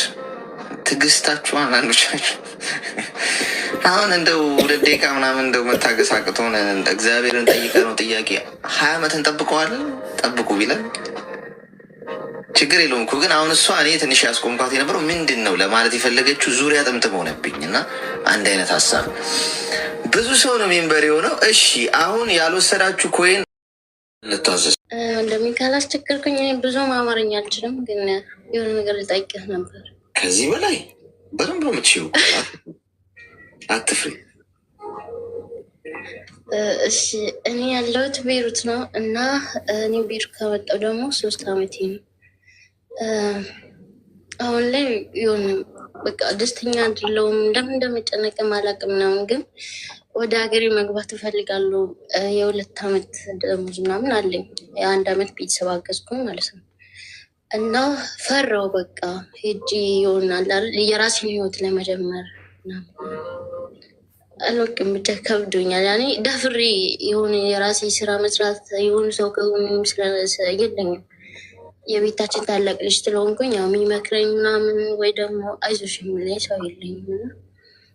በቃ በጣም ተወዛገብኩኝ። አሁን 1 ወር ነው የቀረኝ ማለት ነው ኢትዮጵያ ለመግባት፣ ግን ፈራው። እድሜ ስንት? ምን ትለኛል? ልክ 21። ምን ያህል ጊዜ ሰራሽ? 3 ዓመት ሰርቻለሁ። የ2 ዓመት ደሞዝ አለኝ። የ1 ዓመቱን ቤተሰቦችን ያገዝኩት። የ1 ዓመቱ ለቤተሰብ ላክሽላቸው? ያ የመጣሁበት ምናምን ነበር። ያው ተበድሬ ነው የመጣሁት። ተማሪ ነበርኩኝ ያኔ። ከዛ ያንን ምናምን ትምህርትሽን ትተሽ ለምንድን ነው የመጣሽው? በቃ ትምህርት ላይ ጎበዝም አይደለሁም። ቤተሰቦችም ትንሽ እኔን አግዙኝ ያስጨንቁኛል። እና ማለት አእምሮዬ ምናምን አይጠብቁኝም። የኔ ጸባይ ነው የቤተሰቦቼ ነው አልውቅም። እሱን ግን ያው ከቤተሰቦች ጋር ብዙም አልግባባም። እንደምን እንደሆነ እኔም አላውቅም። አሁን የ1 አመቱን አስቀምጠሻል በደንብ? የ2 አመቱን አስቀምጫለሁ። የ1 አመቱን የመጣሁበትን ከፍዬ ምናምን በዛውም ደግሞ ቤተሰቦች ምናምን አግዣለሁ። ስለዚህ አሁን የ2 አመቱን አስቀምጠሻል። ያ ምንድነው መስራት የምትፈልጊው? ወይም ኢትዮጵያ ሄደሽ ለምንድነው የምትሄጂው ኢትዮጵያ? በቃ እዚህ ምንም ደስተኛ አይደለሁም፣ ደክሞኛል። በቃ ሁሌ አንድ አይነት ስራ ምናምን ከሴትዮዋም ጋር ብዙም እንትን አይደለም። ያው ችዬ ነው የምሰራው። አንዳንድ ጊዜ ያው ክፉ ነገሮች ሲኖሩ በቃ ስለምታሳልፈው ነገር አለ አይደል? ያው የሰው ሀገር ነው የሰው ቤት ነው፣ ትንሽ ከበድ ይላል እና ስራውም ይከብዳል ምናምን። ግን ያው አማራጭ ስለሌለኝ ያው እስከዚህ ታገልኩኝ ማለት ነው። እና ምንድን ነው መስራት የምትፈልገው? እኔ መስራት የምፈልገው እዛ ኢትዮጵያ ሄጄ ቢያንስ ቢሆንልኝ ያው ቡቲክ ምናምን ከፍቼ ብሰራ ደስ ይለኛል። ግን ድፍረቱ የለኝም። ምን ከፍቼ? ቡቲክ ከፍተሽ እኮ አሁን ታዲያ ምንድን ነው ለመሄድ ነው? መሄዱን ያስፈራሽ? ሄጄ በራሴ የሆነ አለ አይደለ ሰው የለኝም። ገባክ? ይሄ በቃ ደፍሬ ምናልባት ነገ በወርቅስ ምናምን በቃ አለ አይደል የሆነ ፈራውኝ። ሰው የለኝም ማለት ለምንድን ነው እንደዚያ ያልሽው? ሰው መኖር ማለት አንዳንድ ጊዜ ያለ አይደል የሚመክር ሰው፣ አንዳንድ ጊዜ ከሰው ስትሆን ያው ሰው ያስፈልግሃል። አይዞሽ የሚል ራሱ የሆነ ነገር እኮ የሚያበረታታ በአንተ ሀሳብ ላይ የሆነ የሰው ሀሳብ ያስፈልጋል። ሰው ስል ትንሽ ጠንከር ትላለህ ምናምን። ብቻ ስትሆን ትንሽ ከበድ ይላል፣ አላውቅም። እና በራሴ ደግሞ እኔ በቃ ብቻ ህይወት አልመራውም እና ፈራው። በቃ ሄጄ ያ ነገር ቢከስር የሆነ ነገር ቢሆን ደግሞ ተመልሼ ሊመጣ ነው ምናምን። ያው ሴት ልጅ ስትሆን ብዙ ነገር ያሳስባል። ብቻ ግን በዛ ማለት ደግሞ በቃ አልፌ ሄጄ እዛ ብሰራ ይሻለኛል እዚህ ብዙ ነገር ስላለ እና ግን ያው የሆነ በቃ ሀሳብ ነው የፈለጉት። ቴንክ ሰላም። እሺ ሚት አድርጊና አዳምጪ። እሺ አሁን አንቺ ሪስክ መውሰድ ነው የፈራሽው፣ መውደቅ ነው የሚያስፈራሽ። ሰው ስለመኖርና ስላለመኖር እንመጣበታለን። መውደቅ ግን መውደቅ አትፍሪ። እሺ ሁላችሁም እዚህ ውስጥ ያላችሁ ሰዎች መውደቅ አትፍሩ። ይህን የምላችሁ ወድቄ ስለማቅ እና ወድቆ የተነሳ ነው። እሺ ጠንካራ የሚሆነው ተሰብሮ የተጠገነ ነው። በጣም ብርቱ። አዲስ ነገር መስበር የምትፈልጊ ከሆነ ሪስክ አትፍሪ። ግፋቢል ብትከስሪ ነው። ብትከስሪ ደግሞ እንደገና ጀምሪያለሽ። ዋናው ጤናሽን አትጭኝ። ሰው ሞት ሳለ አይደለ ሁሉ ነገር እኮ ትቶት እኮ ይሞታል። አንቺ አሁን እየተጨነቅሽበት ያለሽበት ነገር ምናልባት ህይወት እዛ ውስጥ እኮ ህይወትሽ ላይኖር ይችላል፣ ላትኖሪበት ትችላለሽ። በሰላም ሀገርሽ መግባት እኮ ራሱ ትልቅ እኮ ቢግ ዲል። አንዳንዴ የምንጨነቅለት ነገር እኛ ማንኖርበት ህይወት ይኖራል ወደፊት። ይህን ሰርቼ ይህን ገብቼ አሁን ቡቲክ ከፍቼ ምናምን እያልሽ ነው አንቺ። ቡቲክ እስከ መክፈት ድረስ መኖርሽን በምን እርግጠኛ ነሽ? እንዲህ ፈጣሪ መሞቻ ቀናችንን ስላልነገረን እንጂ እንደው እንዲህ እንጨነቅ ነበር ስታስቢ። በቃ ከዚህ በኋላ የቀረሽ 1-2 ወር ነው ብሎ ቢነግርሽ እውነት አንቺ አሁን ቡቲክ ስለመክፈት ነው የምትጨነቂው? በወድቅስ በከስርስ ብለሽ ትጨነቂያለሽ? አትጨነቂም። 2 ወር ይቀረኝ ምን አጨናነቀኝ ደግሞ ትቼው ለሚሄደው ነው የምትይው። አይሽ አሁን እየተጨነቅሽ ያለሽው መቼ እንደምትሞጪ ስለማታውቂ ልዩነቱ ስላልተነገረን ነው እንጂ ትተነው የምንሄድበት ቀን ሁሉ ግልጽ እኮ ነው ተቀምጧል። ለምንድን ነው ሪስክ የምንፈራው? አትሊስት ብንወድቅ ነው። ብንወድቅ ደግሞ እንነሳለን። ከወደቀ የማይነሳው ወይ ከተሰበረ እንትን የማይለው ብርጭቆ ብቻ። የሰው ልጅ ከወደቀ ይነሳል፣ ከተሰበረ ይጠገናል፣ እንደገና ትጀምሪያለሽ። በዛ ሁኔታ ውስጥ ሁሉ ወድቆ በመነሳት አቶ በማግኘት ውስጥ ሁሉ ነው የምትሰሪው። አንቺ ስኬታማ መሆን የምፈልጊው በፍርሃት ውስጥ ነው። ስትራመጂ ነው የምትወድቂው። ገብቶሻል አይደል? እና መውደቅን አትፍሩሽ። አሁን ትልልቅ ቦታ የደረሱ ሰዎች የምታያቸው ትልልቅ ውድቀት ወድቀዋል። ትልልቅ ውድቀት እንደውም ውድቀትንም ለማግኘት ነው መሞክር ያለብሽ። በወደኩ ብለሽ አስቢ። ለምን ወድቀሽ ስትነሺ እንደ አዲስ ነው የምትገነቢው። ሌላ ሴት ነሽ የምትገነባው ውስጥሽ። ይሄ 21 ዓመትሽ ነው፣ ልጅ ነሽ። ለመብሰል በሳል ሰው ለመሆን ወድቀሽ መነሳት ይጠበቅብሻል። ጀምረሽ መክሰር ይጠበቅብሻል። ያለሱ ምቹ ስኬት የምትፈልጊው ነገር አታገኝም። እመኚ። እዚህ ውስጥ ያላችሁ ሰዎች ለመጀመር የምትፈልጉት ነገር ካለ እዚህ ውስጥ መነግራችሁ ሀቅ፣ ነጋዴ መሆን ከፈልጋችሁ ሳትከስሩ አታሳኩ። መድረስ የምትፈልጉበት ቦታ ካለ ሳትወድቁ አትደርሱ። የምድር ህግ አይደለማ ይሄ። እና ሳይከስር ምርጥ ነጋዴ የሆነ ሰው አምጡልኝስ? የለም፣ ምድር ላይ አታገኙ። ምክንያቱም ከየት እንዴት ሆኖ ነው ሳይከስር የሚደርሰው? ለመድረስ እኮ የሆነ ለምሳሌ ልክ ስትራመጂ ስትወድቂ ለካ በዚህ ነው የሚወደቀው፣ እሱን ታልፊዋለሽ። እሱን ስታልፊ ደግሞ ሌላ ከዛ ከፍ ያለ ውድቀት ያጋጥምሻል። እሱን ስታልፊ ደግሞ ሌላ ከፍት ያለሽ እንደገና። እንዲህ እኮ ነው የሚታደገው እንጂ እንዲሁ አልጋ ባልጋ እንዲሁ ስትሄጂ ስሙዝ መንገድ ቢሆን ራሱ አያስጠላሽም? ስታስቢ የሆነ አሁን ስትሄጂ ቡቲክ ከፈትሽ ዝም ብሎ በቃ ከስተመር የመጣ ይገዛሻል። ሀብታሞሽ ፎቅ ገነባሽ፣ ምንም ሳትወድቂ ሳታጪ። ስታስቢው ራሱ የሚያስጠላ ህይወት ነው የምትኖሪ። ሄደሽ ብትከስሪ ደግሞ እንደገና ብለሽ እንደገና ትጀምሪያለሽ። ይጣፍጥሻል ስታገኙ ማለት ነው። ስለዚህ እንዳትፈሪ፣ ወደ ጦር ሜዳው ዘው ብለሽ ግቢ።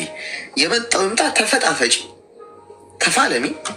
ትወድቂያለሽ፣ እንደገና ትነሻለሽ፣ ትሰበሪያለሽ፣ እንደገና ትጠገኛለሽ። የህይወት ውጣ ውረዱ ሆኖ ጣዕሙ። አሁን የህይወትን እንዲህ የምወደው እንዲህ ስላሳለፍኩት ነው። ገብቶሻል? ከፍ እንደገና ዝቅ። ገብቶሻል? በህይወቴ ውስጥ ሰይፍ አልፏል። የእሳት ሰይፍ በእኔ እድሜ ልቋቋመው እችላለሁ እንደ ብዬ ከማስበው በላይ እና እድለኛ ነኝ ብዬ ነው ማስበው። የሚገርምሽ ነገር ምናልባት አንዳንድ ሰው ከፍ ብሎ በ40 ዓመቱ ምናምን ሊያየው የሚችለውን ፈተና እኔ በጣም እርሊ አይቼዋለሁ። እግዚአብሔርን እንዴት እንደማመሰግነው እና እንዴት እንደሰራኝ ገብቶሻል? እና ታድዬ እላለሁ። ምናልባት እንደኔ በህይወቱ ሰይፍ ያላለፉ ሰዎች አሉ ማቃቸው። እኔ አሁን ያለሁበትን ሌቭል ላይ አይደሉም እነሱ። በእይታ እንኳን ነገሮችን በማየት ነው የምልሽ። ልዩነት የተፈጠረው እነሱ እኔ ወርቅ ሆኜ ተፈጥሬ እነሱ መዳብ ሆኖ ተፈጥረው ሳይሆን ፈተናው በእኔ ውስጥ ማለፉ በጣም እድለኛ ነኝ። እንዴት ገንብቶኝ እንዴት ሰርቶኝ እንደሄደ ታድዬ የምለው ለዛ ነው። ስለዚህ አትፍሪ፣ ሪስክ አትፍሪ፣ ግቢበት። የታባቱ ምስና ይሄ አንደኛው ነገር ነው። ሁለተኛው ሰው የለኝም የሚመክረኝ አይዞሽ የሚለኝ ሰው አይኖርሽ። የኔና በዚህ ሰዓት ሰው የሚመክርሽ አይዞሽ የሚልሽ አለ ማለት ጠልፎ የሚጥልሽም ነው። በዛው ልክ ሰው በዙሪያ የለም ብላችሁ ብቸኝነትን እንደ ፍርሃት የምትጠቀሙበት ሰዎች፣ ጨረቃ ብቻዋን ነው የምታበራው ለዓለም፣ ፀሐይ ብቻዋን ነው ለዓለም የምታበራው። ብቻሽን መጠንከርም መልመድ አለብሽ። ለብቻሽ መውጣት መግባት፣ ለብቻሽ መዝናናት፣ ለብቻሽ መዘነጥ፣ ለብቻሽ ማማር፣ ለብቻሽ ከፍ ማለት እንዴት ደስ እንደሚል ገብቶሻል? ንስር ብቻውን ነው ከፍ ብሎ የሚበረው እንዳል እየቀዘፈ ማለት ነው። በጉም ውስጥ ጭምር እየወጣ ከፍ ዝቅ እያለ ያ ለብቻ መሆን በጣም ጀግንነት ነው። አመኘኝ። ብቻ ማሸነፍ፣ ህመምሽን ብቻ ማሸነፍ፣ ውጣ ወረዶችሽን እንዴት ያለ ጠንካራ አድርጎ እንደሚሰራሽ ማለት ነው። የእውነት ነው የምነግርሽ። እማትሰበሪ ነው የምትሆኝም። ምንም በህይወት ዶፍ ዝናብ ቢዘንብብሽ ከሞት የሚበልጥ ምንም ነገር አይገጥምሽም። አይደለም ሀቁን ስናስፍረው ከወተት የነጣውን ሀቅ ስነግርሽ ከሞት የበለጠ ምን ሊገጥምሽ ይችላል? ለምሳሌ ሞት ነው ከባዱ ነገር ማለት ከዚህ ዓለም መሄድ ነው። ምንም ነገር ብቻሽን ብትጋፈጪ፣ ወጥተሽ ብትከስሪ፣ ብታጪ፣ ብትወድቂ፣ ብትነሺ ከሞት አይበልጥም ማለት ትኖሪያለሽ ማለት ነው። ትወድቂ እንደገና ተነስተሽ ደግሞ እንደገና ትቀጥያለሽ። ስለዚህ ከሞት የባሰ ነገር ለማይገጥመኝ ነገር ለምንድን ነው የምፈራው? ሟች ነኝ እኮ ገብቶሻል? ምሳሌ ከራሴ ምሳሌ ብሰጥሽ በዚህ ምድር ላይ የምፈራው ሪስክ የለም። ምንም አይነት ነገር ውስጥ ዘልዬ ይገባል ልመንበት ብቻ እንጂ ባጣስ ባይሳካስ ብዬ አላፍርም። ለምን ምን ያህል ጊዜ እድሜ እንደቀረኝ አላውቀውም። ምን ያስፈራኛል? ትቼው ነው የምሄደው ሁሉንም ነገር እኮ። ሞተ ሲባል እኮ ሀብታም ብትሆኚ እንደው ገንዘብ ቆልለሽ ድርጅቶች ቢኖሩሽ ህንፃዎች ብደረድሪ ከአንድ ሜትር ከምናምን በማይበልጥ ሳጥን ውስጥ ነው የምትቀበሪው። ከዛ ይዘለው ያቺ ነች ህይወታችን እኮ በቃ አለቀ። ቤታችን እኮ ያቺ ነች አይደለ ጋይስ? የምትቆፈርልን ሜትር ከ80 በሉት ከ70 በሉት መቀበሪያ ጉድጓዳችን ያቺ ነች። እዛች ውስጥ ነው መንገባው። እንደ ሀገሩን በሙሉ ገዛን እንኳን ብንል አትፍሬት አባቱ ደስተኛ ሁኚ። በሚያሳዝነው ማዘን ባለብሽ ዘኝ ከወደቅሽ ተነሽ፣ ወደፊት መሄድ ነው። እሺ እሺ አሌክስ ወንድም በጣም ነው የማመሰግነው። እሺ መልካም ቀን። እቺ ልጅ ሆነ 21 ዓመቷ ነው። አስቡት፣ ሰው ሀገር ሰርታለች ከሀገር ውጭ ሆና፣ ግን ኮንፈርት ዞኗ ውስጥ ስለነበረች እስካሁን የምቾት ቀጠና ውስጥ ነበረች። በቃ አንድ ቦታ ነው ያለችው። ሰው ቤት ከሆነ ሰው ቤት ነው እየሰራች ያለችው። ገንዘቧን ሴቭ አድርጋለች እና የውጭውን ዓለም ስታየው ፈራች ለመውጣት። ባጣስ ብከስብስ ይቺ ያለችኝን እንደ 2 ዓመት ሰርቼ ስንትን ያልኳትን እንደው ብትወድምብኝ በቃ ብጠፋብኝ ብከስርስ፣ ሰው የለኝ ወጥቼ ብበላስ፣ ማጅራት ቢመታኝስ? ጋይስ ከተኛንበት ላንነሳ እንችላለን። በነገራችን ይህ እንዳትረሱት። ከተኛንበት ተኝተን በሰላም እንደው በሰላም ያልኩኝ በሰላም አሳድረኝ ብለህ ተኝተህ ጠዋት ሜቢ ሊለቀስልህ ይችላል ሞተ። ለምንም ገና ላልሆነ ነገር ብዙ አትጨነቁበት። እሺ ቀጣይ ከወንድስ ጉዳይ መጣሁልህ ደግሞ ዛሬ እኔ ጀስት ስለምትመቸኝና እሺ አመሰግናለሁ። ዌልካም ቢ የምር ሰዎችን ስለምትሰማና ያው በሁሉም ሰው ያለ ጭንቀት እንዳለብን ታውቃለህ፣ ስፔሻሊ ስደት ላይ ያለን ሰዎች እና ግን አንተ ሰዎችን ስለምታዳምጥ እኔ ሁሌም በታብታብ እንትን እላለሁ እና አያስገባኝም ምናምን እያልኩ ሪኩዌስት ለራሱ አልክም ብዙ ጊዜ ችግር እንትን ነው። እኔ በብዙ መከራዎች ያለፍኩ ሰው ነኝ እና ያው በመከራ ጊዜ ክፉ ቀን አስመሳዩን ሰዎች ታውቃለህ የምትል ቪዲዮ ያየው ነበር ያንተን እና ያው ከዛ አሌክሶ የሆነ የሚያዝናና ነገሮች ላይክ እኛን የሚኮረኩር ቪዲዮዎች ትሰራለህ አንተ ብዙ ጊዜ። ይሄ ደግሞ ብስለትንና አንባቢነትን ያሳያል። የሰውን ችግር የሚሰማና የሚያደምጥ ሰው ደግሞ እግዚአብሔር እሱን ይሰማዋል። እና እኔ በዚህ አንተ መመረጥ ነው መታደል ነው እግዚአብሔርን። እና እኔ ምን አለ መሰለህ አሌክሶ የሆነ ታይም ላይ ኪድናፕ ተደርጌ ነበር ከሆነ ቦታ እና በቃ የሰውን ልጅ እስክጠላ ድረስ ማለት ነው። በጣም ብዙ መከራ ታውቃለህ። በራስ ዜጋ በራስ ህዝብ በቃ መታሰር፣ መሰቀል፣ ግንብ ላይ መወርወር፣ መጋጨት፣ ግንብ ጋር በእሳት መቃጠል፣ በኤሌክትሪክ መቃጠል። ሊቢያ ላይ ስፔሻሊ እንደዚህ አይነት ቦታዎች ላይ ያለፍነ ሰዎች ሙሉ እንደዚህ አይነት መከራ የደረሰብን ሰዎች ነን እና ቪዲዮ ሰራን። በቃ ቤተሰብ እንኳን አላ የራስ የምትለው ቤተሰብ ጀስት ከፈጣሪ በታች ይሄ ቦታ ላይ ምናምን ይደርስልኛል ምናምን ብለህ የምታስበው ቤተሰብ እና እኔ በቃ ተናገርኩ ያኔ በሰዓቱ ቪዲዮም ሰራው ምናምን። ከሰው ተራ ምናምን ትወጣለህ። ራብ አለ፣ ብዙ ቅማል አለ። አንድ ቤት ለ60-70 ሰው ነው የምትዘገው። በሁለት ቀን አንድ ቀን ነው የሆነ በቃ ምግቡ ምናምን ምን ልበል አሌክስ፣ በጣም ብዙ መከራ አለ እዛ ቦታ ላይ። ስፔሻሊ ኢትዮጵያ ሆናችሁ የምትሰሙን ሰዎች፣ ይህን መንገድ ያሰባችሁት ሰዎች በቃ ተስፋ የሌላችሁ ሀገር ላይ ማለት ነው። ምንም ተስፋ የሌላችሁ ሰዎች ካልሆነ ትንሽ የራሳችሁ የምትተዳደሩበት ስራ ያላችሁ ሰዎች እባካቸው ይህን መንገድ አትሞክሩት ነው የእኛ እንትን ማለት ነው። ሁሉም ቢያልፍለትና ቢሻገር ምናምን እኛ ደስ ይለናል፣ እዛ ያለው ነገር ደስ ስለማይል። ግን ደግሞ እኛ ያለፍንባቸው መከራዎች እኛ በፈጣሪ ፍቃድ በጸሎት ወጠናል፣ እግዚአብሔር ይመስገን እዛ ቦታ። ዋናው በቃ እግዚአብሔርን እኛ ጸሎታችን ተሰምቶ ምናምን በቃ እነሱ በጣም ሀያል የነበሩ ሰዎች እንቅልፋቸውን አስተኝቶልን ፈጣሪ እኛ ወጠን ምናምን ብዙ ታምሩን ታያለህ። ሰሃራ ላይ እግዚአብሔርን ታገኛለህ። ፈጣሪን ከለመንክ ታገኘዋለህ፣ ራሱ ፍርዱን ታያለህ። እና እኔ ያንን ነገሮች አልፌ መጥቼ እዛ ያለው ነገር ምናምን በጣም ደባሪ ነው እውነት ለመናገር። እና ይህኔ ለፈጣሪ ምን የገባው ፕሮሚስ ነበር፣ ብቻ ከዚህ ቤት አውጣኝ እንጂ ሁሉንም ሰው ይቅርታ ጠይቄ ከዛ እንደው በቃ ቀለንሳ ሞት አብቀኝ ነበር እኔ።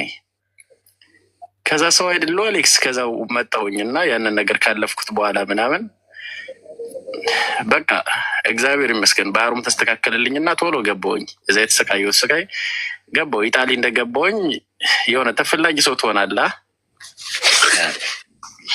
ያኔ ደወሉልኝ።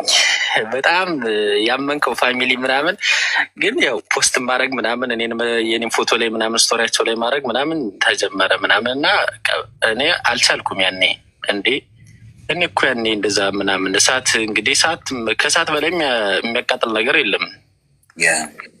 እንደዛ እኔ በሻማ እየተተኮስኩ ሃይላንድ ገላይ ላይ እየተንጠባጠበብኝ ምናምን ቪዲዮ ባይዘው ወይ ብዙ ሰዎች ምናምን ለፊልም ምናምን ይመስላቸዋል። ሊቢያ ላይ እያለን እንደዚህ አይነት ነገር ስንልክላቸው ምናምን ወደ ፋሚሊ ግን ሪል ነው። በቃ እግዚአብሔርና 10 ምናምን ኪሎ ነው የምትወጣበት የሚወጣ ሰው አለ ከሰውነት ተራወጡ ማለት ነው።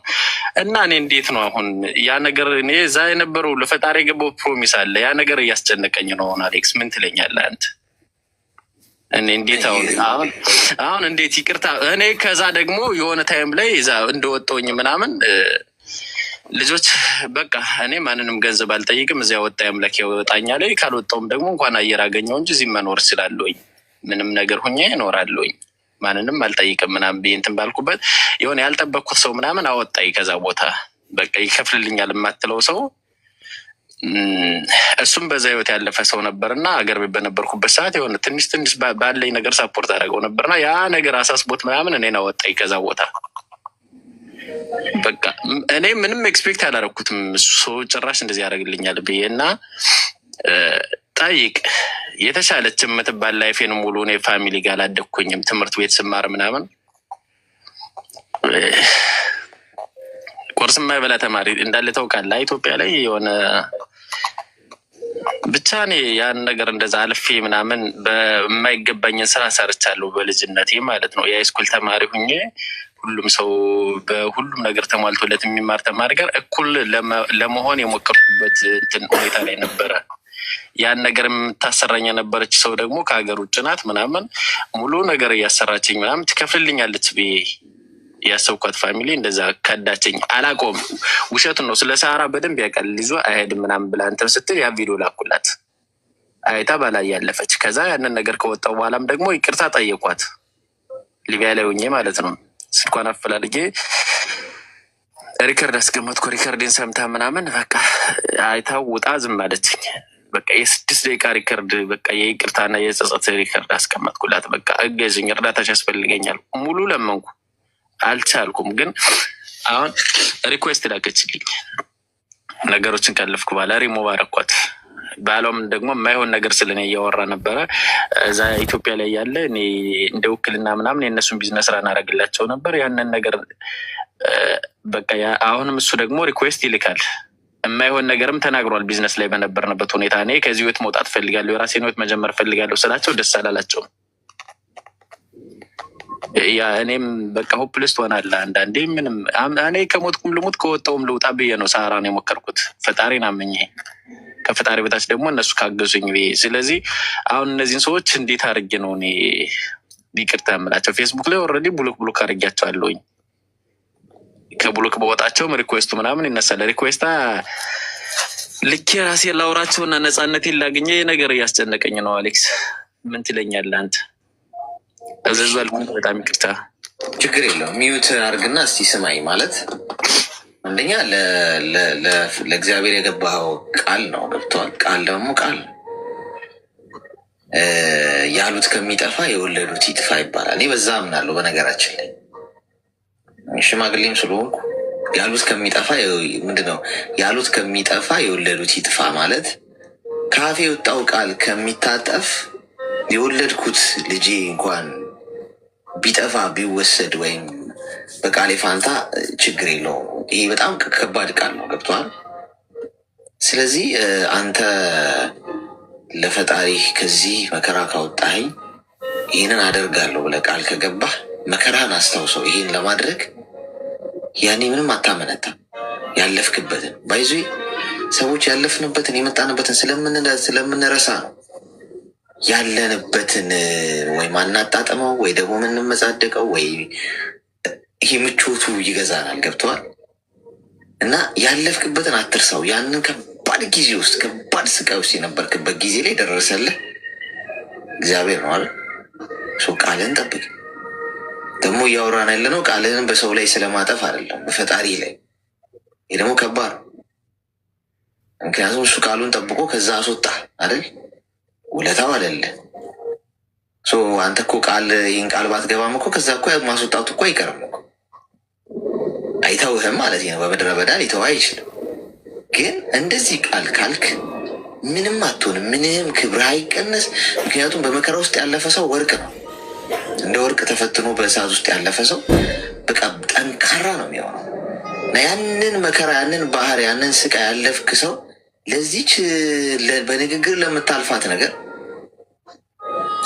አታመንታ። ምክንያቱም እንደዚህ ሰይጣን ነው በጆሮ መጥቶ ኩራት ልብህን እንዲሞላው የሚያደርገው። አንተ እኮ እንዲህ ነህ፣ ይህ ሰው እኮ እንዲበድለዋል፣ እንዲያርገዋል፣ ለምንድን ነው ይቅርታ የምጠይቀው? ለምንድን ነው ዝቅ የምትለው? አይተዋል ምን እንዳደረገህ? ይኸው እሱ እኮ አይገባውም፣ ይሄ እኮ እንዲያርጉ ይልሃል። ይህን የምትሰብረው ኖ ብለህ ያችን ስሜትን ጨክነ ሰብረህ ስትሄድ ነው። ስለዚህ ብሎኩን አንስተህ ሪኩዌስቱን አንስተህ ይቅርታ ጠይቅ። አጥፍቼም በድዬም ከሆነ ይቅርታ ምናምን ስትል ያኔ ትልቅ ትሆናለህ። ሁለተኛ ትንፍስ ነው የምትለው። በቃ ከዛ በኋላ ያለህ እንቅልፍ አጠይቅ፣ ያለህ ሰላም አጠይቅ። ምንህም አይቀነስም። አጠገብ መቶ አይነኩህ። ይቅርታ ጠየቀኝ ደግሞ ከሱም ብሶ ምናምን ያቺ እኮ እንዳንባል ነው እኮ ገና ለገና እቺን ፍራቻ ይቅርታ ጠየቀኝ ከሱም ብሶ ምናምን ከዚች ስሜታዊ ንግግር አያልፍም። መቶ አይነኩ፣ ህይወትን አያበላሹት፣ አያስተዳድሩ። ትልቁ ፖይንት መሰመር ያለበት እነዛ ሰዎች ህይወትህን አይመሩትም፣ አያስተዳድሩህም። ምሽትህን ቀንን አያመሹም፣ አያነጉም፣ ጤናህን አይቆጣጠሩም። ምንም ነው በህይወትህ ላይ የሌላቸው ድርሻ ምንም። ግን አንተ ትልቅ ሰው ትሆናለህ፣ በቃ አሸናፊ ትሆናለህ ማለት ነው። ስለዚህ ያኔ ያንን አረግክ ማለት ፈጣሪ እነሱ ላይ መፍረድ ይጀምራል። የበደሉ ሰዎች፣ የተዉ ሰዎች ላይ መፍረድ ይጀምራል ማለት ነው። ከምንም በላይ በበረሃ ላይ አብሮህ የነበረው ፈጣሪ ነው አይደል? በቃ ለሱ ስትል ያንን ሁሉ ካሳለፈ አንተ ደግሞ ለሱ የምትከፍላት ውለታችን ነች እኮ። ትልቅ ነገር እኮ አይደለም ወንድሜ። ሄደ ፍለጥ፣ ቁረጥ፣ ተራራ ናድ እኮ አይደለም እኮ። በቃ ይህችን ማድረግ ማለት አሸነፍክ ማለት ነው። ግልጽ ነው፣ ግልጽ ነው አሌክሴ። እኔ ምን አለ መሰለህ እዛው በነበርኩበት ሁኔታ ያው የይቅርታ ሪከርድ አስቀመጥኩላት። በቃ እኔ በሰዓቱ እኔ እርዳታሽን ፈልጌ አይደለም እዚህ ያደረሰኝ አምላክ ያውቃል። ምንም እርዳታሽን ምናምን ገንዘብ ፈልጌ ምናምን ሊመስልሽ ይችላል አንቺ አሁን ያለሽበት ሁኔታ። ግን እኔ አስቀይሜሽ ከሆነ የአንቺን ቢዝነስ ትቼ መውጣት ባልነበረብኝ ሰዓት ሲርበኝም እኔ ያነጸጸት ተሰምቶኛል። በጣም ራበኝ አሌክስ፣ እግዚአብሔርን በቃ በጣም ተጎዳውኝ እና እንደዛ እኮ ለምግብ አላጣም ነበር። እዛ እኮ ስራ እየሰራው ነበረ። የማይሆን ስራ ታውቃለህ፣ ላወራህም አልችል አይነት ስራ፣ ከእኔ እድሜ በላይ የሚሆን ስራዎች እየሰራው ነበር እኔ እዛ በነበርኩበት ሁኔታ ምናምን። በቃ ለእኔ በህግ የሚያስጠይቃቸው ሰዎችን በእድሜያቸው ተመሳሳይ ያንን አይነት ስራ ምናምን እየሰሩ የኔን እድሜ ተጠቅመው ህፃንነቴን ተጠቅመው ኬላ ላይ ምናምን እንትን ይሉኝ ነበር። በቃ የማይሆን እቃ ሲይዞ ምናምን ይሸኙኛል። ለህይወቴ በጣም ሪስክ እንዳለው አይኑ አውቃለሁ። ብገኝ ምናምን ሊያስገድል ሁሉ እንደሚችል ግን ደግሞ ይርበኛል። አገር ቤትም ማንም እያገዘኝ አልነበረም። ያንን ቻለንጆች አለፍኩኝ ምናምን። በዛ ላይ ደግሞ እናት ተከፍታ ምናምን ማየት ያስጠላል። ወንድ ልጅ ኪሱ ባዶ ሲሆን ከባድ አይደል አሌክስ? እኔ ተቀምጬ እናቴ ታማ መጣ ካላሳከምኳት፣ ከገጠር መጣ እናቴ መጣ እኔ እንደዚህ ካላረኩ ምናምን ብዬ ራሴን አስጨነቅኩና ራሴን አጣሁትን። የሆነ ሰዓት ላይ አገር ቤት ከአቅሜ በላይ በማሰብ ራሴን አጣሁ። ለወጣቶች የምመክረው ነገር ምናምን ሊቢያ የሚመከር ሀገር አይደለም። አሁን እዛ ላይ ያሉ ልጆች ከብዷቸዋል። ጎዳና ነው እየኖሩ ያሉት። አሁን እግዚአብሔርን እኔ አንድ አመት ባልሞላ ምናምን 6 ወር ምናምን አካባቢ ነው የፈጀብኝ ቶታል ኤሮፕ ለመግባት ማለት ነው። ግን እድለኛ ነኝ እኔ። የእናቴ ጸሎት፣ እናቴን በባዶ እግሯ ነው ተንበርክካ ሄዳ እዛ። እኔ ደግሞ በጣም ያስጠላኝ ነገር ምን አለ መሰለህ ኤክስ፣ ያንን እኔ ይቅርታ ጠየቅኩ በሰዓቱ ወጥቼ ይቅርታዬን አልተቀበለችም። እናቴ ግን ደግሞ እናቴ ጋር ስደውል እያለቀሰች በቃ በአማላጅ እናቴ ጋር አይደዋወሉም። ታናሽ እህቷ ናት እናቴን ያሳደገቻት። የሀብት ማማ ላይ ከወጣች በኋላ ሰው በጣም መናቅ ምናምን ጀምራ የነበረች አይነት ሰው ናት። ግን እናቴ በቃ ልጄን አውጭልኝ፣ እርዳታሽን ጠይቄሽ አላውቅም፣ ህፃን ልጅ ነው፣ ሊገሉት ነው፣ እኔም የሚላኩት ቪዲዮዎች ምናምን እኔ በቃ መሞት ፈልግ ነበር ያኔ ማለት ነው። በቃ ሰሃራ ላይ ሆኜ ወይ ግደለኝ በቃ ለምንድን ነው እንደዚህ? እኔ ደላላውን በቃ የሆነ አጋጣሚውን ካገኘው እገላለሁ፣ ቀድመ ግደለኝ ምናምን ሁሉ ያልኩበት ቀን አለ። እኔ በቃ ልገለው ምናምን ሌሊት አልተኛም። እግዚአብሔርን 3 ወር ከምናምን የታገጥኩት ግን ሙሉ ሰው ተኝቶ ነው የሚያድረው። እኔ አልተኛም የነበር በሰዓቱ። ከዛ ያው በቃ ልግደላቸው እና ምናምን ቢያንስ እኔ ሰው መግደል ኃጢአት እንደሆነ አውቃለሁ ምናምን፣ ግን ይህ ሁሉ ሰው ምናምን እሱን ገድየው ምናምን ካወጣሁኝ ከዛ ራሴን አጠፋለሁ ሁሉ ምናምን ብዬ አንድ መሳሪያ ብቻ ነው ያላቸው።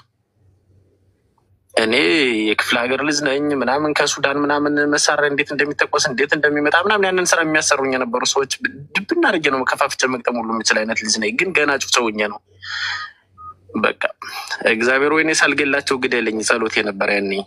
ወጣው ይቅርታ አልኳት። ለምን ይቅርታዬን አልተጠየቀች? በቃ የእኔ ኃላፊነት እዛ ድረስ ነበር ምናምን ብዬ አሰብኩኝ። ገባካ?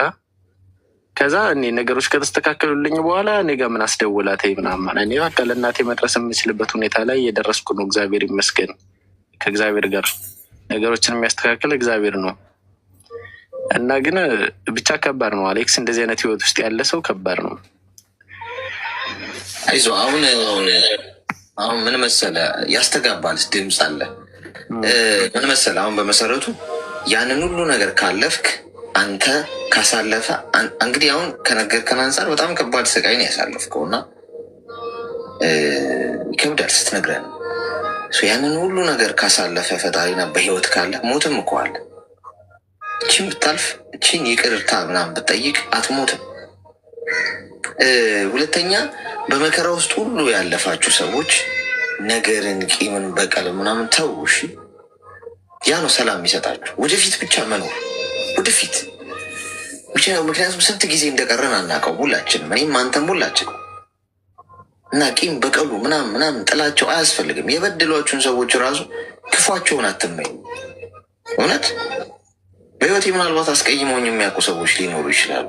ብታምንም ባታምንም ስለነሱ የሚሰማኝ ምንም አይነት ጥላቻ የለም። የሆነ ወድቀው ላያቸው ምናምን አልፈልግም። ገብተዋል። ወድቀው ምናምን አተው ተቸግረው ዋጋ ሲከፍሉ ምናምን እኔ እንደኔ ለሰሩት ነገር ለዘሩት ነገር እኮ ዋጋ ሊከፍሉ ይችላሉ። ግን እኔ ግን ፐርሰናል ብጠይቀኝ ያንን ባይ እኔ ማገኘው ጥቅም የለም። እውነቱን ነገር ይካልክ ምንም እነሱ በመውደቃቸው መከራ ውስጥ በመግባታቸው ምናምን እኔ የማገኘው ምንም የተለየ የእኔ ሀሳብ ምንድነው? ከዛ ሁሉ ነገር ውስጥ ፈጣሪ አሳልፎኝ በክብር ካቆመኝ እሱ ዋጋ ብቻ ነው የሚታየኝ። በቃ ተመስገን እንኳን አለፍኩት። መልሰ ህይወት ውስጥ ዙፋን አትሰጣቸውም፣ ማሳለፈ ህይወትን አትሰጣቸውም እንጂ ይቅርታ ምናምን ተባብለ ቂም ከውስጥ አውጥተ ምናምን አንተ እኮ እንግዲህ ያለህበት ሀገር ገብተሃል አይደለም? ከዚህ በኋላ ማሰብ ያለብህ ስለ ስራ፣ ስለ ለውጥ።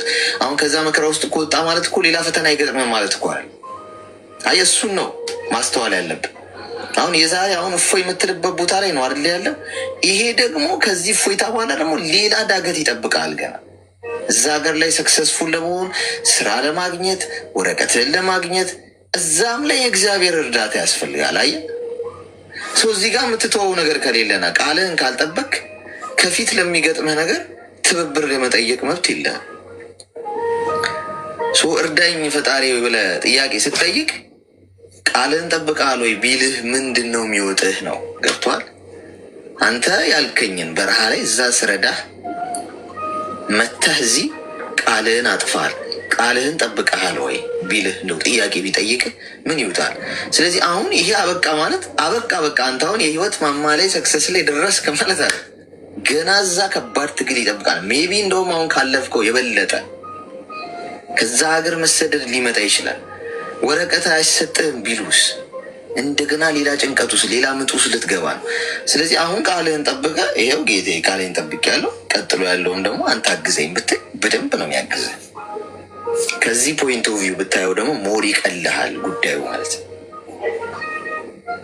ተግባባን? እሺ የኔ አባት በጣም አመሰግናለሁ። ሚዲያ ላይ ያላችሁ ሰዎች በቃ ወጣቱ ላይ ስሩበት እግዚአብሔርን። እዛ ላይ እኔ ያየዋቸው ነገሮች እየሞቱ ያሉት እህት ወንድሞቻችን ፋሚሊ የማይደውልላቸው እመቤቴን እኔ ከባድ ነው። አሌክስ ስሩበት እግዚአብሔርን። እስኪ ሪሰርች ስሩ። አንድ መቃብር ላይ 80 ምናምን አስከሬን አይደል እንዴ የተገኘ የሆነ ሰዓት 89 ምናምን እዛ በላይ እዛ እኮ የራሳችን ወንድም ድምፁ ከኔ ነው። አይ እዚህ ነው፣ እዚህ ታርጌቱ ሲሞላል። ኦኬ። እና እኔ ለእናንተ ምን ትልላችሁ የምፈልገው በቃ አንተ የምር በጣም ስማርት ሰው ነህ። እኔ በቅርቡ ነው ያወቁ ቪዲዮዎች ምናምን ሪፖስት ተደርገው ምናምን ነው እና የሰው ችግር የሆነ የምትረዳ አይነት ሰው ነው። እግዚአብሔር ሰዎችን እንደምትሰማ አንተንም እንደሚሰማ 100% እርግጠኛ ነኝ። ቃሉም እንደዛ ነው የሚል። እናንተ ስሩበት፣ በፈጠራችሁ እዛ ቦታ ላይ ያለውን ሁኔታ ስሩበት ነው እኔ ላስተላልፈው የምፈልገው መልእክት። እሺ ወንድሜ አንተ በጣም ጥሩ ሰው ነህ። በቃ መልካም ጊዜ። አመሰግናለሁ። አባት አረገዋለሁ፣ እደውላለሁ። አሁን ደውዬ ሶሪ እላታለሁ። እሺ እሺ ወንድም እሺ ወንድሜ በቃ ደስ ይላል ጋይስ። አሁን እሱ ይቀለዋል። አሁን እንቅልፍ እየተኛ ያሉ ነው። ለዛ የክብር ጉዳይ አለ። ገብቷችኋል? እዛ ጋ ሄዶ ይቅርታ ቢላት ይተናነቀዋል። ሰይጣን ደግሞ በጆሮ አንተ እኮ የተከበርክ ሰው ነህ፣ እንዲህ ትላለህ፣ እንዲህ ተደርገ ረስተው ምናምን ይላል። ሰው ጦርነቱ የምታሸነው ባይዜ አንድ ነገር ልንገራችሁ፣ ከሰው ጋር ላለመጋጨት ጦርነት ለማቆም ሰላም ለመፍጠር ስትወስኑ ሌላ ጦርነት ውስጥ ላይ ናችሁ። ኢንሳይድ ውስጥ ውጪ ጦርነት ለማቆም ስታስብ ስትወስን ውስጥ ጦርነቱ ይጀምራል። የውስጥ ጦርነት ከራስ ጋር የምትፋለመው ፍልሚያ ስቃይ ያለው ጦርነት ነው። ግን እሱ ስታሸንፉ ነው ድል ማድረግ እና ከሰው ጋር ከምታደርጉት ጦርነት በላይ ከራሳችሁ ጋር የምታደርጉት ጦርነት እጅግ የገፋ ነው። ሰላም አይሰጣችሁ፣ እንቅልፍ አይሰጣችሁ። በቃ ፋይት ያደርጋችኋል። ገብቷችኋል?